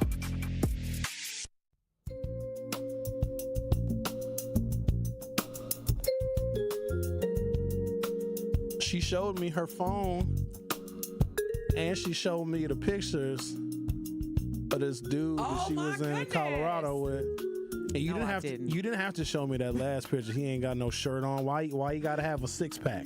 And he tall too. He one of them 6'8", 6'9". Does he play for the league? Who is he? Tony Smith looking mother. Who is what he do? He if you that tall and black, if you ain't playing basketball, it's a waste of both. You know what? Here's the thing that's so interesting to me for you to say that. And he looked young too. Is he young? You are an intellectual. How old is he? He looked like a kid. Highly intellectual. Yeah, he young. Man that does not work. You make a living off of your intellect and your decision making and your ability to critically think and solve problems. So why would you think that he has to be an athlete to be a millionaire? Okay, now is he? Oh, yeah, man. I see. Now you're gonna get me in trouble. But yes, he is. So how did he get it? He sell dope? Nope. He don't sell no stocks and bonds. I bet you that. See, now you're getting close. See, you're in the ballpark. Here is the reason. And for the record, please let the folks know he is a black man. Oh, Denise, stop it. We know that you date white boys too. We know that you do. You even had one over in England. You had a London white boy. Oh, Denise, cheerio. Oh, I love to suck feet. Oh, I do. Ladies, until he says you're mine, don't be out here. Oh my God, when's he gonna text me? When's he gonna call me? You should be on the phone with the other guy. Let me address that. So a lot of women will say, well, until... She's beautiful. Look at her, the Fox lady. Until a man makes the commitment and says, no, it's me and you, and we're going to be together, then y'all just go out and you gallivant and you date all these dudes. Here's the problem. So let's say I or some other man says, you know what, Denise, it's going to be me and you. We're going to be together. I'm here telling you that I want to commit. All of those other men that you were seeing and kicking it with and going to Colorado with, they don't just go away. They are still going to call. They are still going to text. They don't go away. That's not how it works. Yes, it does. They're going to wait for a weak moment, or they're going to wait until we get into a little argument and you mad at me, and then that's when hey, baby, I'm just calling to check on you. Straight. Make sure. No, I'm not okay. You know, I really would like to see you because I'm just being, Sherwin is being so mean. Can we just go get some coffee? And what is he going to say? Yeah, we can get some coffee. I got some black coffee, real black coffee. So let me get this straight. You're telling women, your women listeners, your female fans, that we are not capable of, once you've said, Denise, it's me and you. And actually, men do that every day. Like, it's me and you now. I'm cutting everybody else off. If you're the person that, I don't want to say I choose because I know your male listeners, they are not going to like when I say that. If you're my person and I'm your person, and we've established that, we're aligned that we're going to be committed, Sherwin, yes. I've done that before. Denise, do you have money put away for a rainy day or for an emergency? I'd imagine you do because you're a financially savvy woman. You probably have a little money just in case something goes wrong. You got a little extra money. Yes, I do. You people like us sometimes have people put away for rainy days. You never totally get rid of somebody. You know that you can't just auction them off to somebody else. You keep those men around. Yes, you may be in a relationship, and if he's a real cool dude, he'll respect the fact that you're in a relationship, but that doesn't mean that he has to dissolve the friendship between you and him. Even though you may not be like hanging out with him physically, he's always still there. They never go away. How do I know? Because I'm one of those dudes that I respect this particular woman's relationship, and I'm just laying back in the cut. And guess what? When he makes her mad, Sherwin, you won't believe what he said. Oh, yes, I will. Tell me all about it. Well, how about I... See, that you're a player. How about I tell you in person? No, I'm just there for my female friend. I respect the fact she's in a relationship. Messy. You should be like, you know what? As much as I appreciate you calling me, you're his woman. My obligation is to her, though, not to him. And if she says, Sherwin, we've been friends for longer than I've known him, Sherwin, we've been friends for longer, I've been dating him, I would just like to talk to you because you're a good, trusted friend. I said, oh, you want to talk? Where you want to talk it? You pick the place. So you're okay being like the second fiddle? Oh, God, yeah. Because I don't, right now in this stage of my life, Denise, I'm not dating for marriage. I'm just dating for either recreation or companionship. Now we're getting somewhere. Yeah. And so, okay, so see, that you're in it, but say that then, because a man who is looking for his partner is not going to allow a female from the past to call him every time she gets mad at her current boo. But you, on the other hand... But I honor my friendships with that person. I may have known that woman for a long time. So Gigi said, Sherwin the side piece. I'm weak. We've all been side pieces. Here's the problem. Some of y'all just don't know it. You're right. And I can't even be... Here's the thing. I know the situation I put myself in. If I do not, and you're right, Denise, if I don't verbally commit to a woman and then physically show her, I don't have any control over what she does. And so...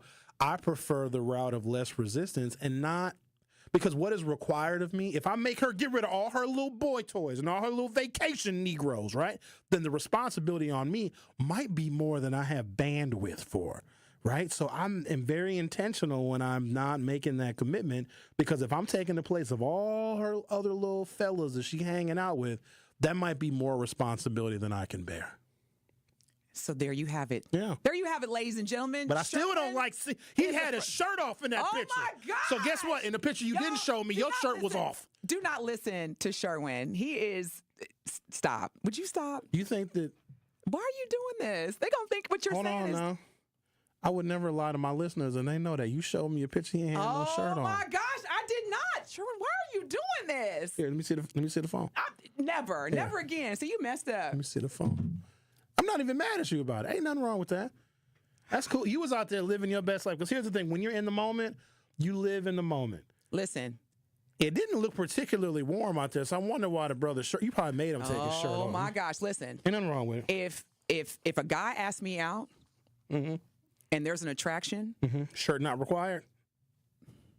If a guy asks me out and there's an attraction. And for me, it doesn't necessarily have to be physical. Sure. I'm attracted to smart, intellectual men. I know that's right.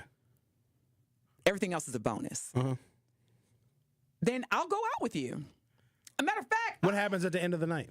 You two grown adults. You had a good time. He made you laugh. I'm going home and he's going to his home. Hold on, I'm going to mine. I ain't done. You hung out with him. He's fun. He's spontaneous. Y'all love little surprises. He brought you a little gift. You had a good old time. He made you laugh. You had you a couple little glasses of wine. Oop, maybe a few too many. And then he walking you back to your car. And he don't live but 3 blocks away. You had a real good time. In fact, you had such a good time that you're actually shocked because you didn't expect to have the good time that you had. And you feel safe and comfortable with him. And you had a little couple of few glasses of wine. Oopsie, maybe too many. Oops. What you doing? I'm going home, and he's going to his home. He want to show you his... Ain't nothing. Thank you for a wonderful evening. No, he want to show you his authentic African mask that he got when he was in Zimbabwe, Sherwin, and it's at his house, huh? There's a chemical that the female body releases, whether you want to admit it or not. That's why a lot of times women be like, girl, I'm just going out here and get me some, and I ain't thinking about him. Oxytocin? Thank you. Oh, I'm familiar. That creates an emotional attachment. Okay. Regardless of what you think you may be. I mean, there's some women out there who are cold at it. Plenty of women that are cold at it. They could. That's just not me. Okay. All right. It's just not me. So you're going home at the end of the night. Or is that just you saving face and being modest for the listeners? Because we know what happens. Maybe it is, maybe it's not. Exactly. You're a grown woman. I'm a grown woman. That's right. And I just get frustrated with women who are like looking at their phones, and I'm like, what are you doing? Oh, I don't understand. We had such a great time, and he didn't call me back or he didn't text me. Girl, you should be one. You waiting on one. That's ladies. If you're single, if you have a boyfriend, ladies, you're single. Especially if you're over 40. No. Yes. We too old. Like either you didn't put a ring on it. There's some type of investment. But all that after the age of 45, and you talking about he's my boyfriend. No, you single. Almost said a bad word. You still gotta be faithful. I didn't say that. But quit acting like somebody's wife that has not put a ring on your finger. That's what I'm saying. There's too many women out here who give men the benefits of a wife, and the man ain't put no ring on their finger. And I used to do that. So I was guilty. Okay. Y'all out here making these men dinner and breakfast and That's you hear the bed squeaking. The Truth with Sherwin Hughes on 101.7 FM. I'll be right back. The Truth with Sherwin Hughes returns after this on 101.7 The Truth app, and 1017thetruth.com. Truth Nation, Gruber Law Offices and The Truth have raised the stakes for this year. The One Call That's All Gruber Cash Giveaway is now a $5K giveaway. Yes, you heard it right. $5,000 giveaway. Every weekday on 101.7 The Truth, you will have the chance to be entered to win the $5K giveaway.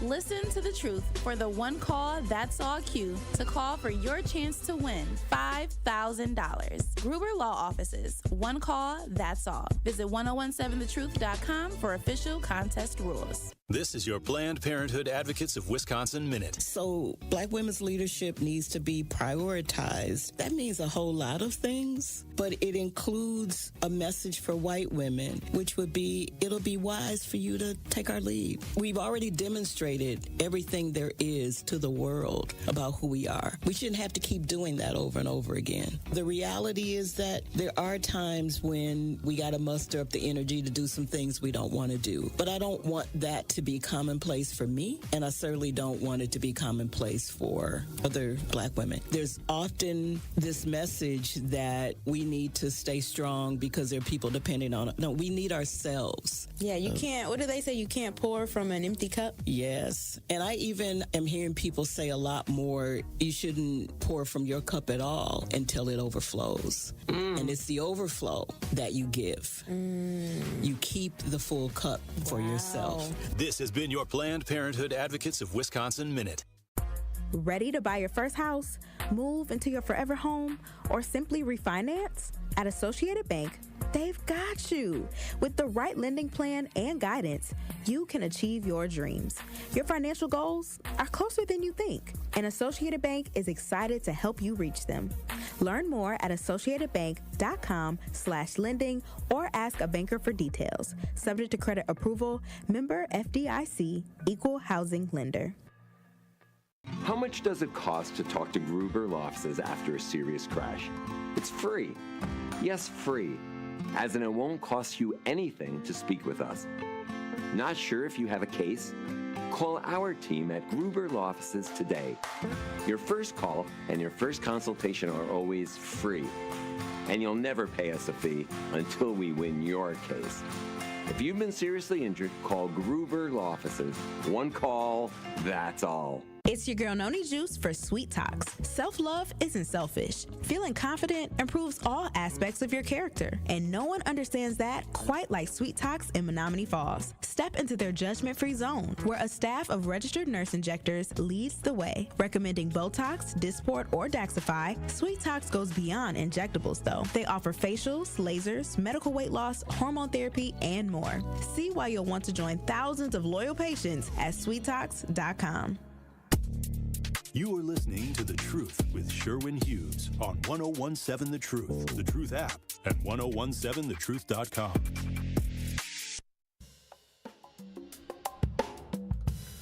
Call Calling all Black-owned business owners and entrepreneurs. Are you looking to share your story and grow your reach? We've teamed up with Associated Bank for our Black-owned business give back. Each quarter, 4 lucky business owners will win an opportunity to spotlight their brand and journey on the award-winning 1017 The Truth. To sign up for your Black Business interview, visit blackbusinessgiveback.com. That is blackbusinessgiveback.com. Let's rebuild our community through exposure on the truth. For official contest rules, head to blackbusinessgiveback.com. Associated Bank member FDIC. I'm just going to leave that there. All right, Denise. So what's the question now? Would I give you a key to my house? The question from Vanessa G. Yeah. Sherwin, can DT show up at your house unannounced? That's the question.